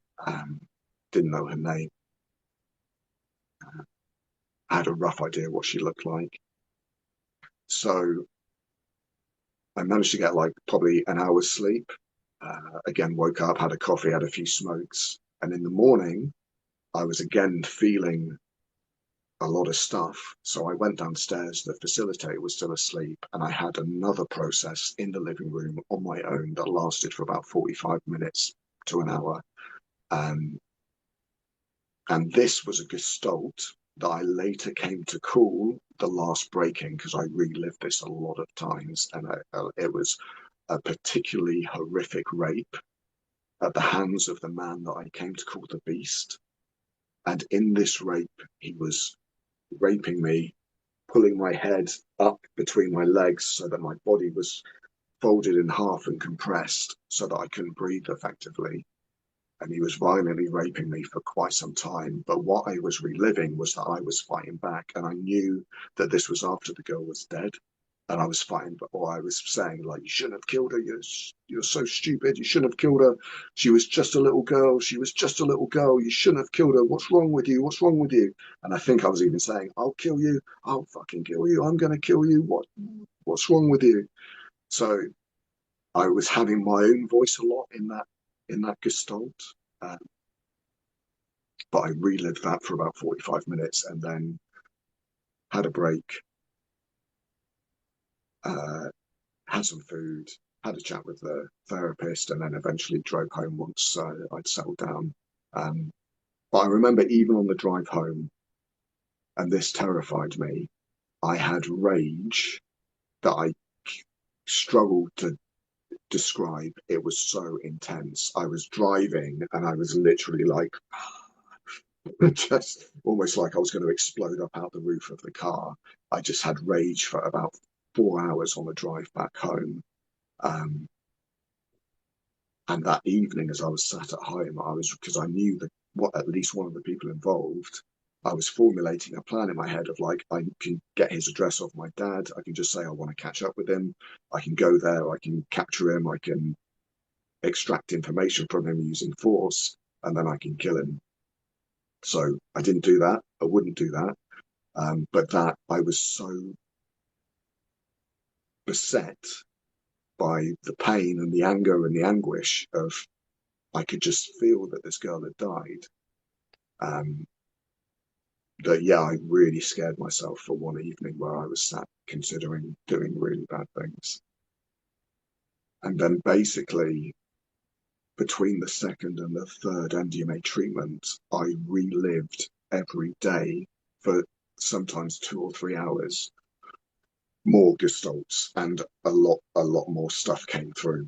A lot more stuff came through. So should we pause on anything I've said just then, or do you want me just to continue? Before we continue, I did have one question. As you were going through the first and second sessions, did you gain any context as to a location that you were in? Was there any feelings of familiarity, even if you didn't know the names of people or of everybody in that room? Could you recognize and say, some of these people look or feel familiar, or I think I've seen that little girl before? Was there Mm, anything that started to come together where you were able to start connecting dots as to where this might have taken place and maybe some of the other people involved? not really, no. I mean, the venue seemed to have two tables or two table-like things that we were being raped on. There was a bar over at the far corner, and there seemed to be some kind of blue lighting. So that was the most I could get of the venue of the special party. The only person that I recognised was, nearly said his name, was the man that I recognised that I described. The girl was new to me, but what I later came to relive was that we were there for some days together. So we'd had time to form a bond, that they'd actually encouraged us to form a bond, and that there was us and other children there at what was quite an extended procession. Well, I should probably fill in what happened in between the sessions first, if that's Yeah, okay. absolutely. Okay. That's okay. Yeah.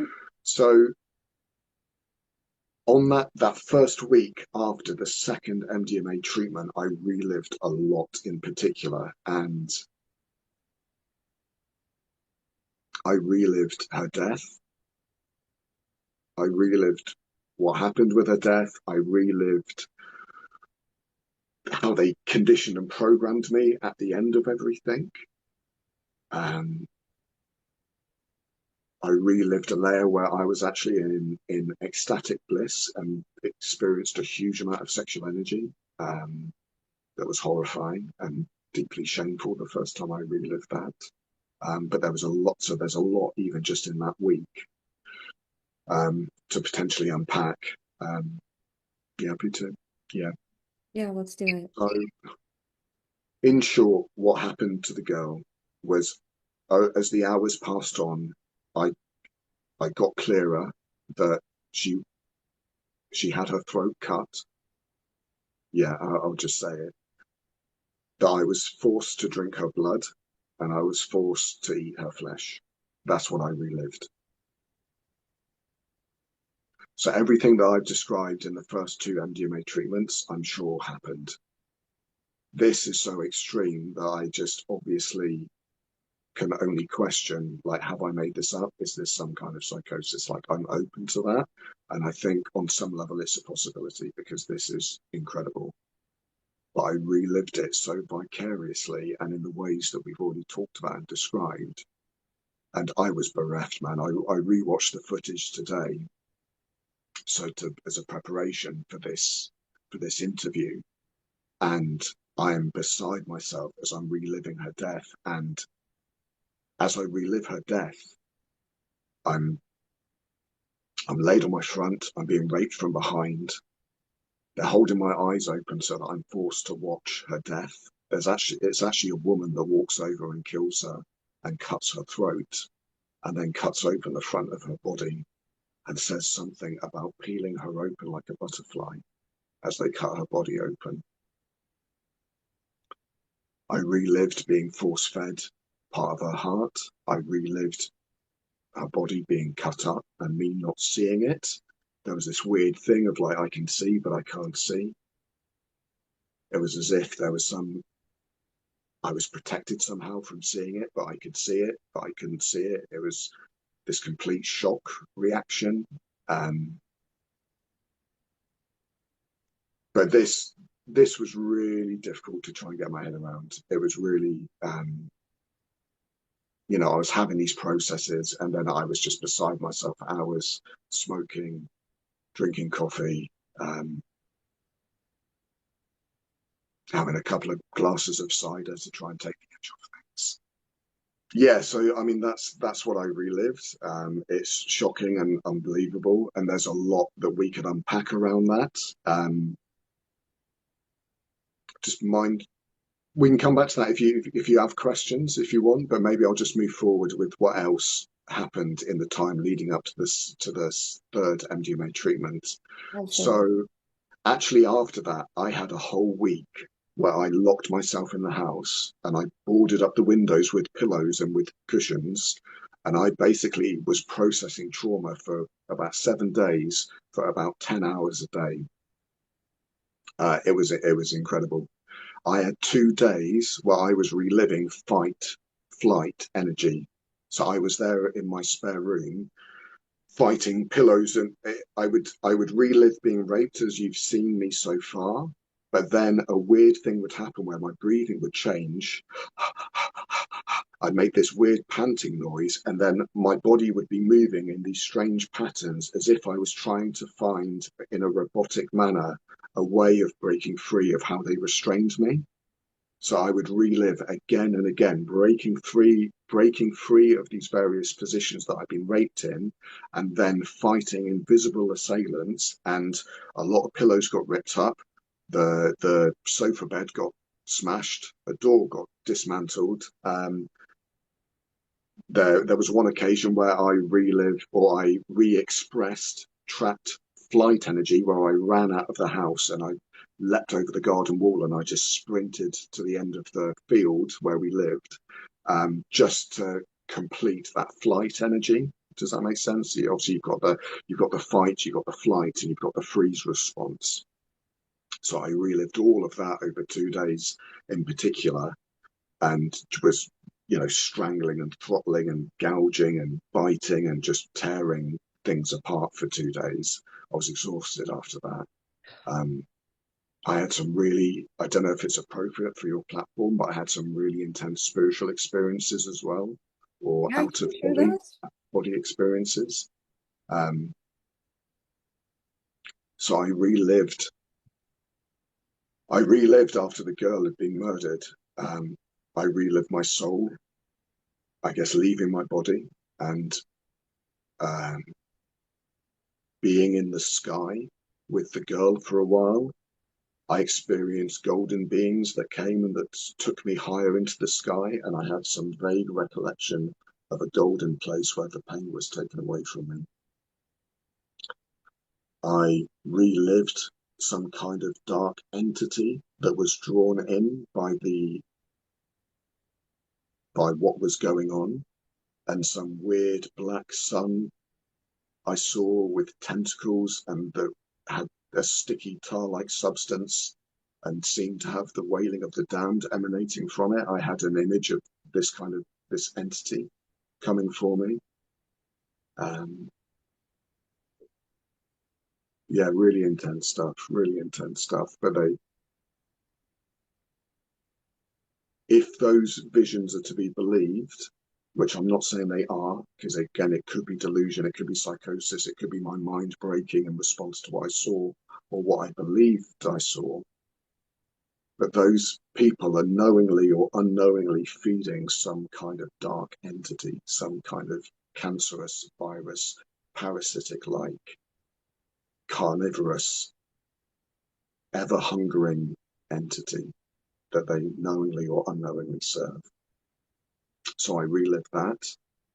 What else was there? I also relived at some point around the period of the girl's death, I relived a remembering of what I would call a sacred law. So I started speaking in almost biblical prose, and I started saying the blood of the innocent, the blood of the innocent, and that ended up manifesting into the blood of the innocent shall not be defiled.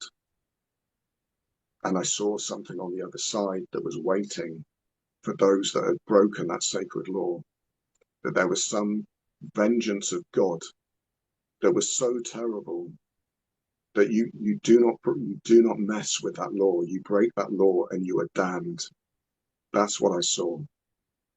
And it terrified me, this vengeance that was waiting for those that had broken the sacred law, that the blood of the innocent shall not be defiled. So I don't know if that's okay to say. But again, that could just be my mind making something incredible up, but it felt so real. It felt so real when I relived that. In the rest of the time leading up to the third MDMA treatment, I relived a lot of other gestalts of me being raped leading up to this special party. So it happened a lot. There was often more than one person. And on occasion, they would try to get me to abuse my younger brother. So I relived occasions where I was effectively tied up or restrained, and my younger brother was forced against me, or I was forced against him, where they would take Polaroids, and then I would be shown these Polaroids at a later date, and they would say to me, look, you've done it already, Daniel. Why don't you just go and do it again? But I just knew that I had to say no, so I somehow managed to resist them and keep saying no to them, but they tried very hard to get me to abuse my younger brother. And I later came to discover that the reason I was sent away to this special party is because I wouldn't do that. They sent me away to the professional breakers of children because I wouldn't abuse my younger brother. At this point, I still believed that it was nothing to do with my family. I just thought it was somehow friends of the family were getting access to me. But I mean, doesn't even make sense saying it now, but I just had such a, I even had a couple of premonitions about my father, but there was a weird way I just kind of blocked it out. And I just kind of pushed it away. And so I was like, no, it's just friends of the family, friends of the family. But that probably leads us on to the third MDMA treatment. Yeah. So this MDMA treatment happened back at my place. I think the facilitator was probably getting a bit fed up of me making lots of noise at her house and probably scaring the neighbors. So we agreed that it would be at my place. And it wasn't a very good treatment. I don't think I settled or went as deep in some ways. Like I just felt like I was floating on the surface, but one thing in particular happened, which I'll talk about.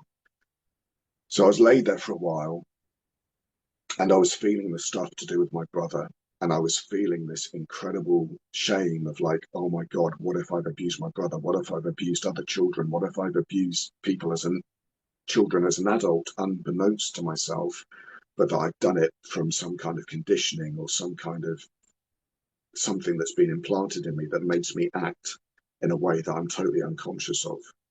So I was with this horrible feeling for about 30, 40 minutes where I just didn't know if I'd ever abused somebody. And I was saying to the therapist, I was like, what if I've abused my brothers? What if I've abused other children? Now in my head, I was saying, I was making a pact with myself that if I had abused other children, that I would kill myself. Or that if I as an adult had unbeknowingly abused children, that's what the agreement was, that I would kill myself. Not if I'd have done it under duress to my brother, but if I as an adult if they'd installed something in me that would make me abuse children that I didn't had no recollection of, that I would kill myself out of principle. Yes, so I was laid there for 30 or 40 minutes, and with this horrible feeling of, what if I've abused other children, or what if I, as an adult, have abused children and I didn't know about it? And that I just couldn't feel any truth. I couldn't feel any sense of knowing. I was just left in this not knowing, this what. But then after about 30, 40 minutes, I started finding my voice again, and I just started finding myself. And I was like, I know that I didn't. I know that I didn't. I know that I didn't. And I was able to say to myself, like, you didn't do that. I know that you didn't do that. I know that you didn't do that. And as that kind of shockwave went through my entire body, and I just felt suddenly reassured of, like, thank God I didn't break in that way, at least. Then what came into view straight away was my father's face. And it happened very quickly, where all these other gestalts that I'd re-experienced in the last weeks after the second MDMA treatment, in all these other experiences I'd relived going back to a very young age, my father's face suddenly came into view, and I realized that he'd been there all along. And I'd realized that I was his special little boy, that I was his golden, beautiful little boy, that he wanted to make like him, and that there was some terrible family tradition in which the parent abuses the oldest child, and then gets that child to abuse the next sibling down. Once that sibling has been abused, then the parent gets access to them, and then that child is then conditioned to abuse the next sibling down, and then so it continues. Does that make sense? Yeah. So there was some kind of horrible family tradition that he was trying to indoctrinate me in. I was somehow able to resist him, to refuse him.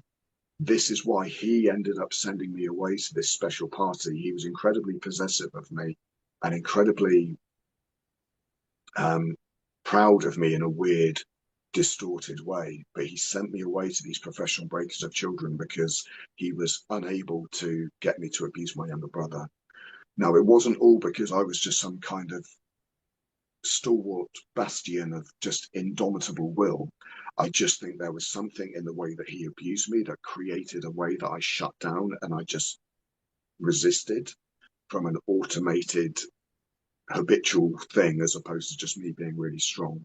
But regardless of how it happened, I managed to resist him, and I managed to stop this family tradition from being passed on.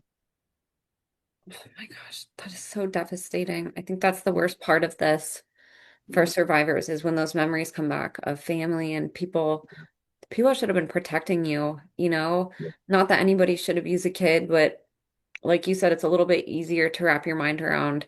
When my parents were protecting me, there was somebody else coming in and taking me, and they didn't know. You know, I gotta tell my parents that somebody was abusing me and they didn't know about it. You know, how did this happen? But when those images come and when those memories come, when it's family, I mean, just how devastating that had to have been for you. Yeah, and just to say this in support of other survivors, of like, look, my story is extreme, but it was more confronting for me on some level to see that my father was my rapist than it was to see a girl murdered and eaten in front of me. That's how confronting, real or imagined, that's how confronting one's parent being their abuser is. It is so goes against the grain in every single part of our humanity. So for all those survivors out there that have been abused by a parent, that is how severe a trauma and a betrayal and a wrongdoing you have suffered. It is that terrible. And it is that difficult for the mind to make sense of, or to integrate, or to even believe is possible. 100%. And so when you got this memory back of your father, did you have more complete memories of any of the things that we talked about before in your previous treatments? Did you end up discovering your father was there at those memories also that we talked about today? He wasn't there at the special party, but Right. he was there at a lot of the other things where my brother was where they tried to get me to abuse my brother. Um, and what was I going to say? But what I was going to say is, like, for me as a man with my father, like, I'm not scared of him. For me as a man, he's not somebody that intimidates me at all. But when these memories came back, I was absolutely terrified. I felt such a level of fear and terror that it was so confirming in a way. I called on my brother straight away and told him and burst into tears, telling him, like, please don't let dad around your kids, basically. And, and I emailed him straight away. He lives in Thailand, funnily enough. But I emailed him straight away saying, it was you all along. Uh, which he's denied, he's denied to this day. But I was terrified. I was absolutely terrified in a way that just was overwhelming and all encompassing, the fear that I felt. Because you're reliving it from that child.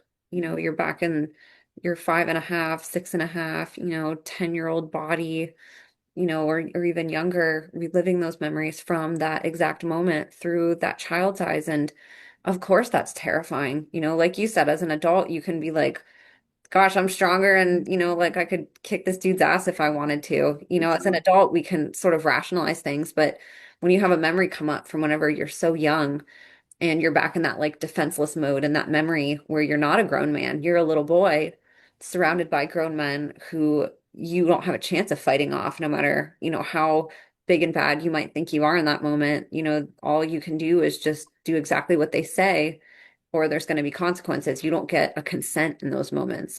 I mean, I can't imagine how terrifying that would be, and then to have to go home to that same father every night, after all this abuse is taking place. And of course, you didn't have those memories, but our body does keep the score. Of course, you're still going to feel some sort of way because of that, even if it's not a conscious thing that you're aware of why, but it makes perfect sense why you felt those ways in that memories. And to talk about some of just to sort of validate you, I've been doing a lot of interviews over the last 5 years with many survivors of similar things that you've went through, different, but everything that you said in your story is not so crazy. It's not so out there. It's not psychotic. This is very common that these things happen, unfortunately, in this world, and illustrated by so many survivors like yourself that are speaking out.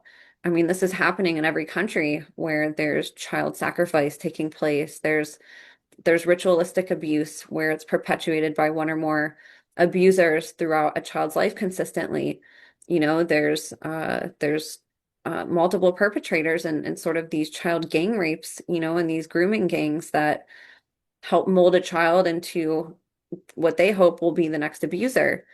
So even though your story seems so fantastical because it's so outside of the realms of what you thought your life was, I hope that you find comfort in knowing that you're not alone, and in knowing that there's so many hundreds, thousands, millions of others who have similar memories of these horrible things happening in front of them, of violence and death involving other children, people in their family, people in their communities, people in these cults.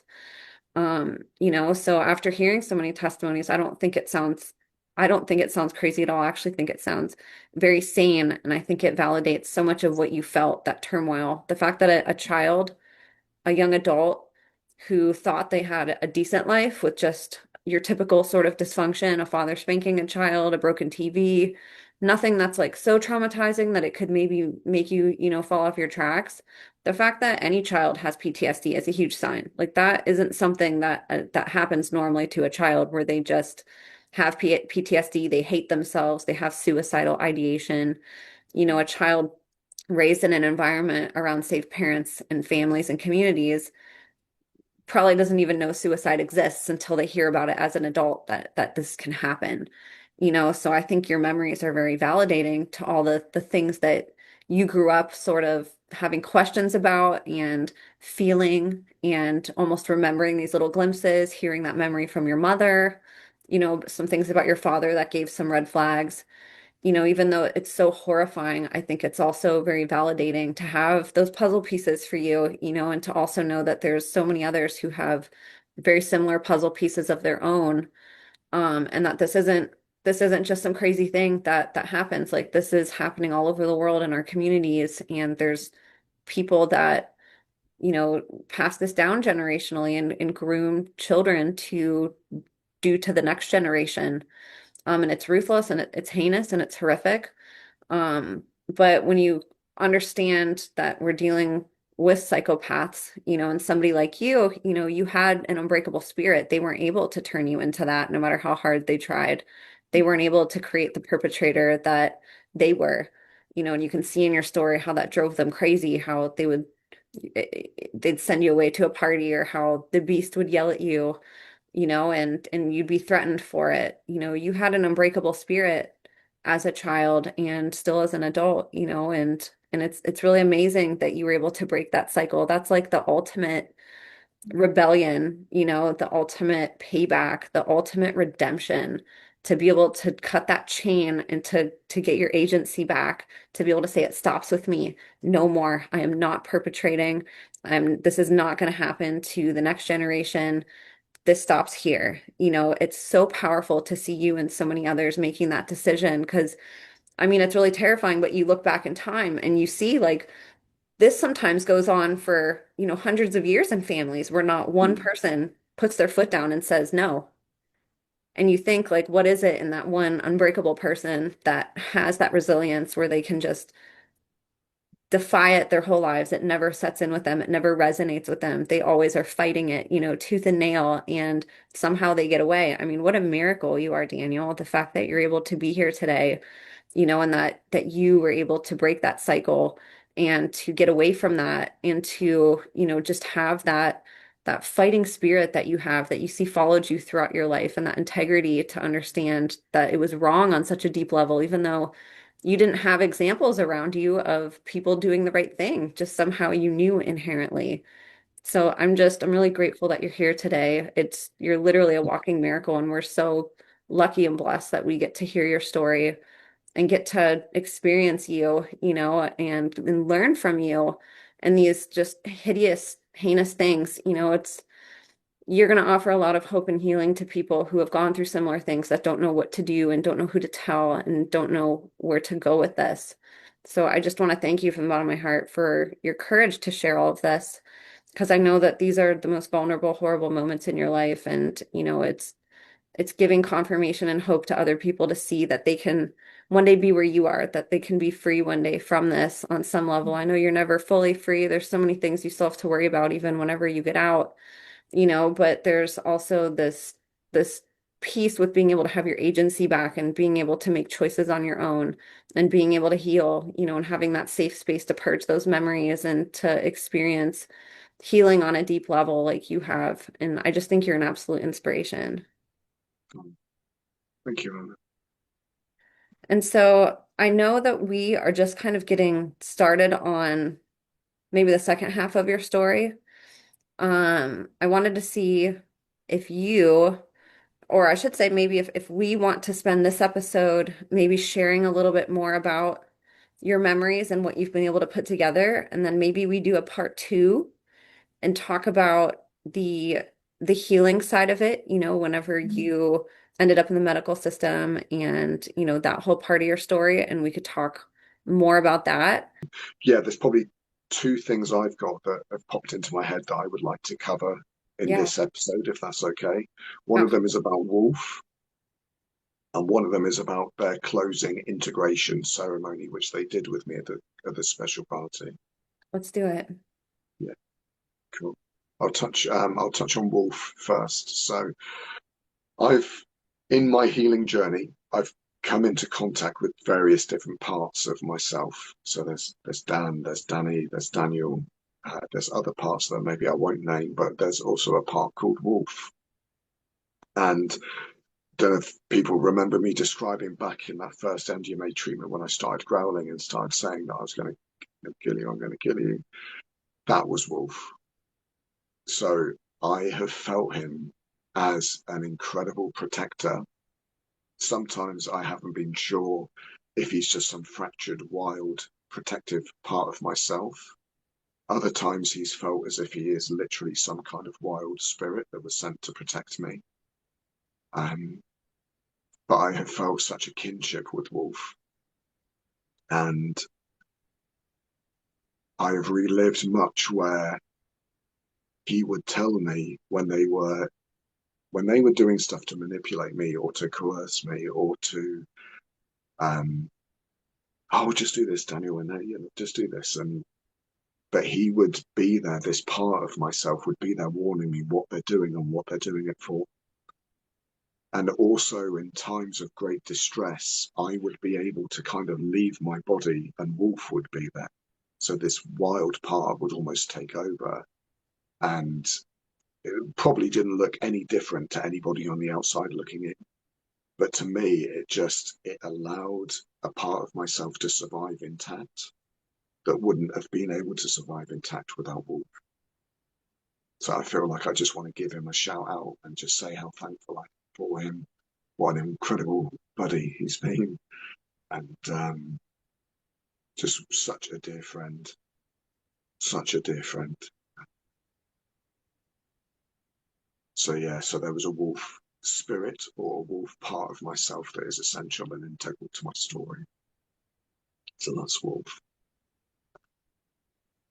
And then I just want to say a bit about the closing ceremony because I actually watched the footage of that today before this interview started, and what I watched on video, me reliving, was a horrendous. They are so incredible with how they do this mind control, this conditioning work.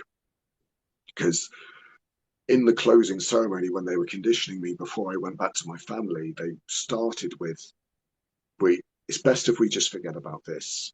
It's best if this just never happened. I promise that we're not going to do this to any other children, but you need to forget about this, Daniel, so that we can let you go. If you don't forget about this, we need to kill you. So you really need to forget about this, don't you?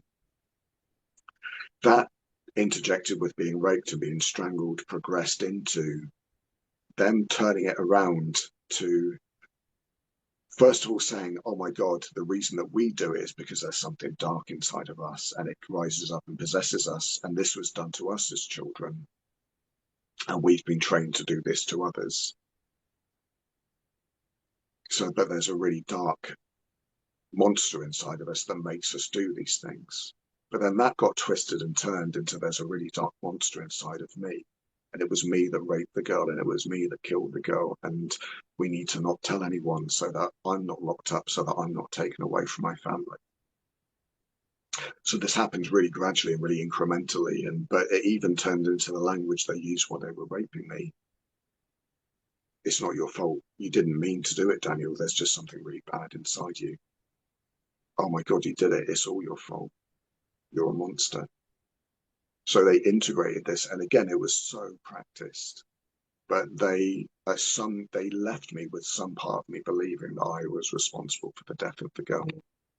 And it's so manipulative. And I know that there was another instance that you had talked about involving a little baby too, Mm, and it's just that's so common too. Like they want the child to believe that they're willingly participating in it.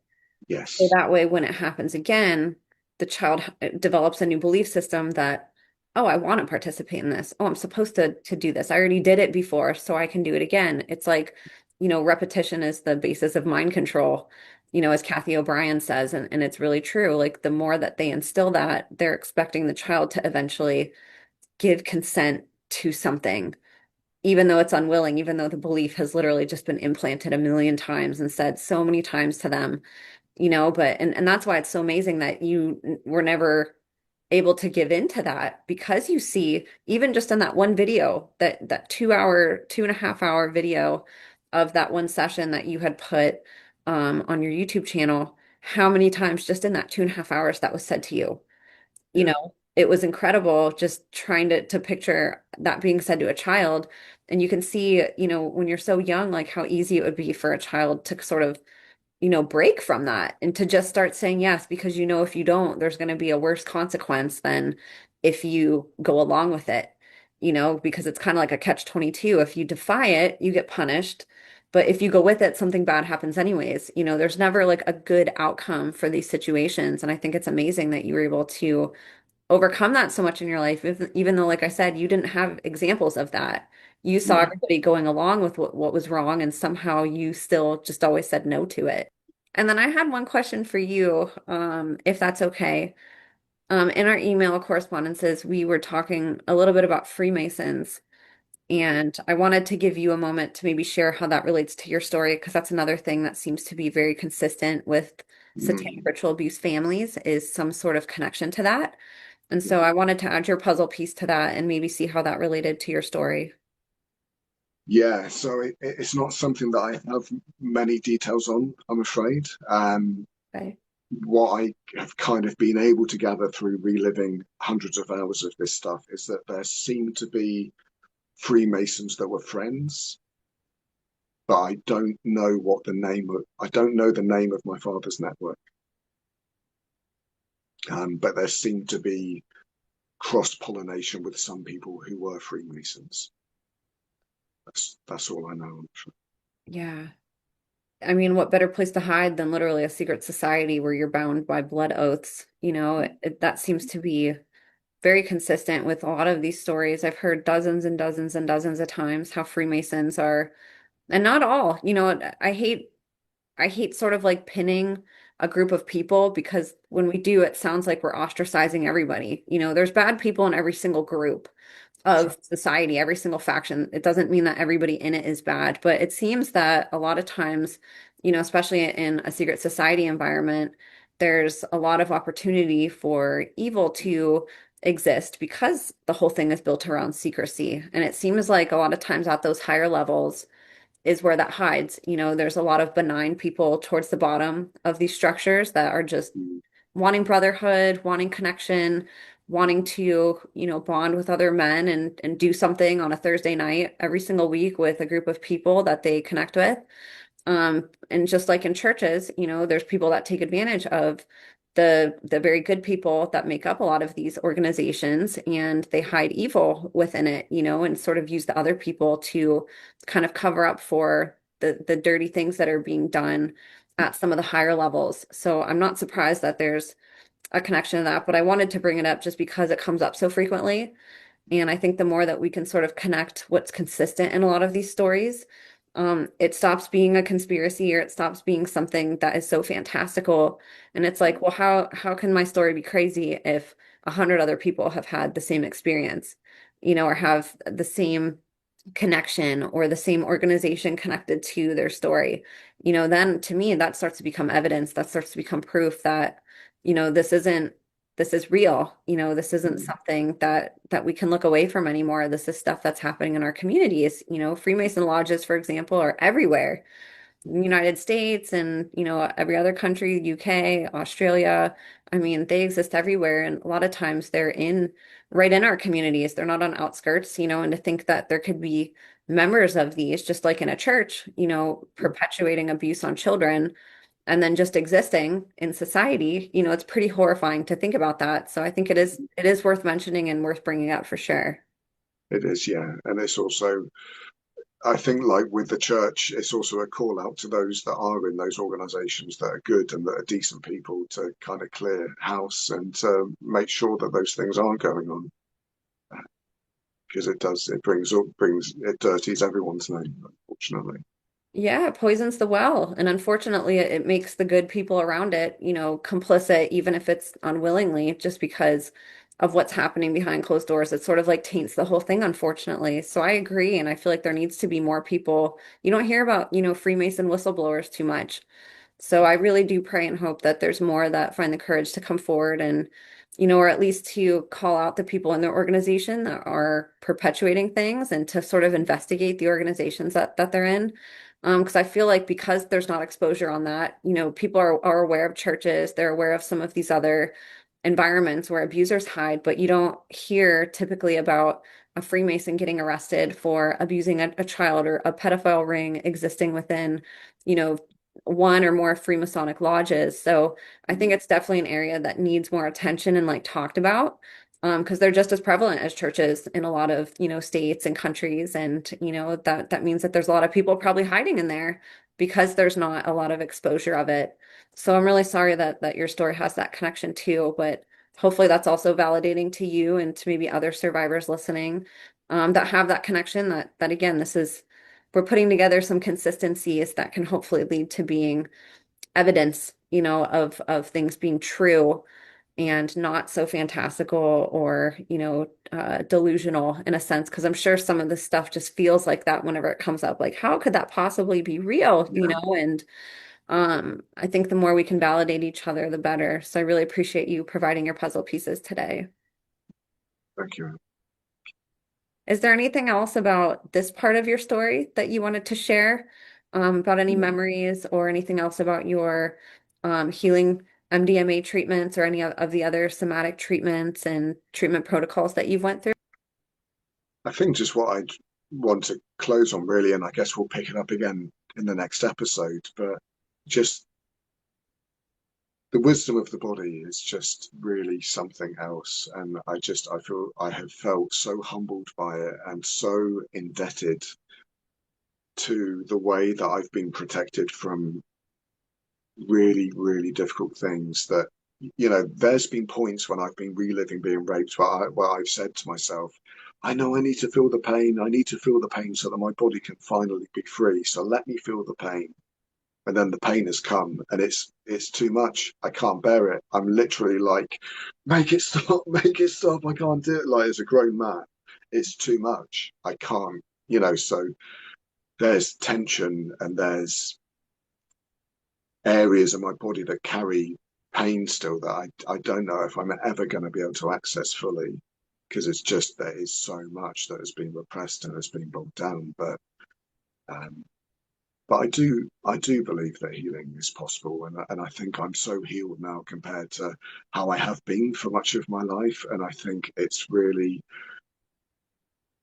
I guess I would want to encourage other survivors that healing is possible, and that especially with amazing people like yourself, Emma, that are so believing and so supportive and so kind and so understanding. It means the world of difference. And I would encourage survivors to find people that can offer that kind of support to them. And as it is safe and as you're able to speak out, even if it's just in a closed environment, um, and to do work and to do study in areas of somatics and of waking the tiger, Peter Levine type trauma theory, and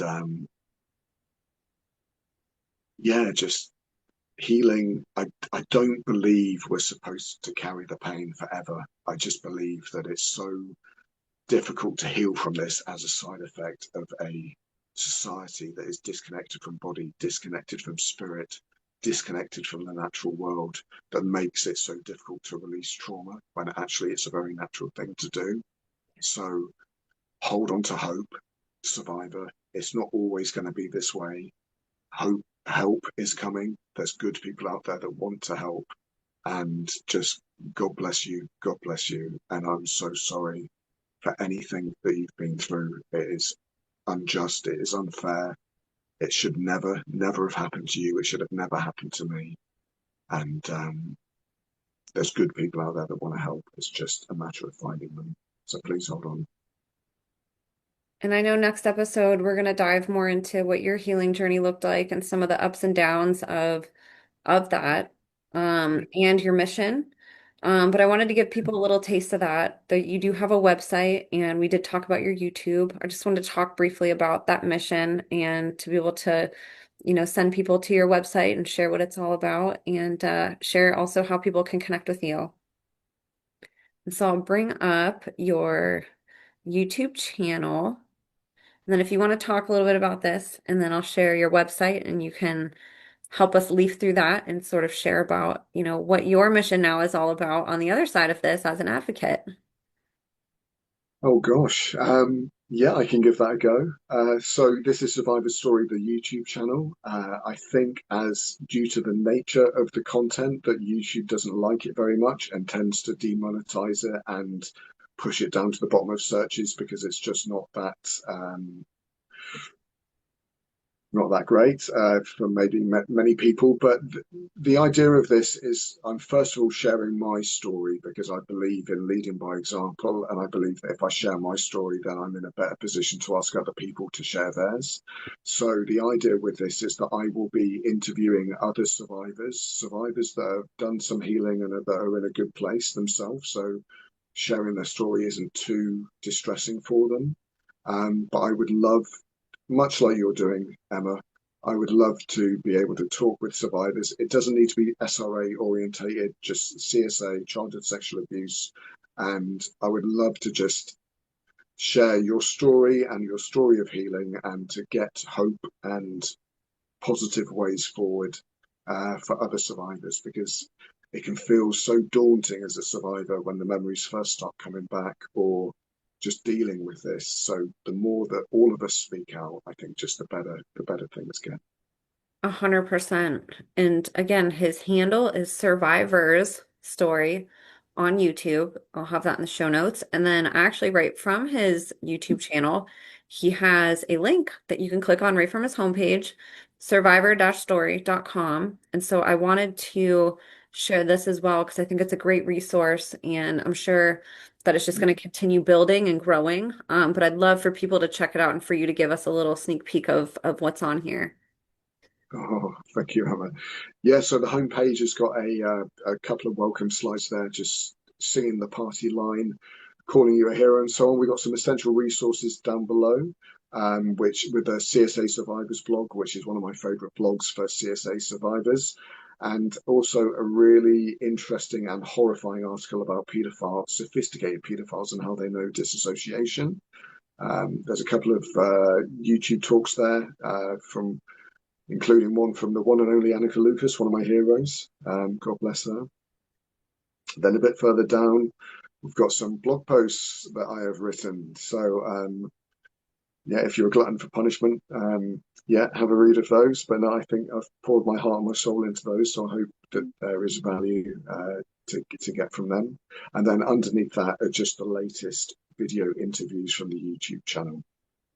That's so There's wonderful. also There's an about page, there's a contact page, and a blog page. And probably most interestingly is that's me. Thank you. That's me. Most interestingly, I'd say is the resource page. So there's quite a lot of resources there for you as a survivor, or even if you are somebody that knows a survivor and are looking for a way to be more informed so you can better support someone, I really recommend the resources page. I've correlated quite a few different resources that I think are excellent. So yeah, even just to visit that, it's worth a look. Thanks for putting all of that together. That's honestly one of the reasons why I started a podcast. I wanted Mm, to learn and share survivor stories, but I really wanted it to be a resource page where people didn't have to do what I did and search all over the web for some sort of a testimony from a survivor on some random mm, podcast that's like, shoved way deep down in the algorithms. I mm, couldn't believe that there was just so much chaos with trying to learn about these topics and that the information was so scattered. There wasn't, even just a few years ago, there wasn't a lot of resource pages like this where people were compiling different ways, different links, different podcasts, just different resources where we can sort of learn about what this is and learn about healing, learn about, like how you said, pedophiles, no dissociation, do you? Like, what a great article for somebody to read and then to also go share on their social media to help sort of bring awareness to this. So I always really appreciate that. I get asked that a lot. And unfortunately, I'm just one person. I have a podcast, but I don't have a website with tons of resources like you do. So I really appreciate you putting this together and creating kind of, a one-stop shop where somebody can have a lot in one spot to learn about all of this and, even to share with people. So great job putting that together and this whole website. It's amazing. I'm really excited to see what God does with you oh, and to thank you. see kind of where this journey goes. And so is this probably the best place to, I know you mentioned that there's a contact link. For Yeah. people who are listening that really want to connect with you, if they want to be on your podcast, if they have a story, if they want to share anything, is that the best place to reach you is through Yeah, Survivor? exactly. Through Okay, the contact page on the website. Yeah, that will get you straight to me. perfect. And so, like you said, you don't have to be an SRA survivor. I know a lot of survivors listen to this podcast. And I'm going to be sharing Daniel's podcast as well and his contact page, encouraging you guys if you're wanting to speak out, or even if you have already on my podcast and you want another platform. It's really great that people are finally creating platforms to talk about this information. You know, a lot of podcasters and content creators are still on the edge of being courageous enough to talk to survivors. A lot Mm. of people talk around survivors and over them. So I always encourage people to go right where people are actually supporting survivors, and especially when they are a survivor. So you're not only going to be supporting other survivors, but you'll be supporting one who's creating content for you guys. So I'm going to have his YouTube page in the show notes. Like I said, go check out his interviews. He has hours of content on his YouTube channel already with his story. If you're interested in seeing and learning more about the somatic abreaction memory recall moments of Daniel's MDMA treatments, he has a whole video on that. And he also goes into a lot more in this testimony series as well. And so, again, if you're a survivor, you can contact him from his website.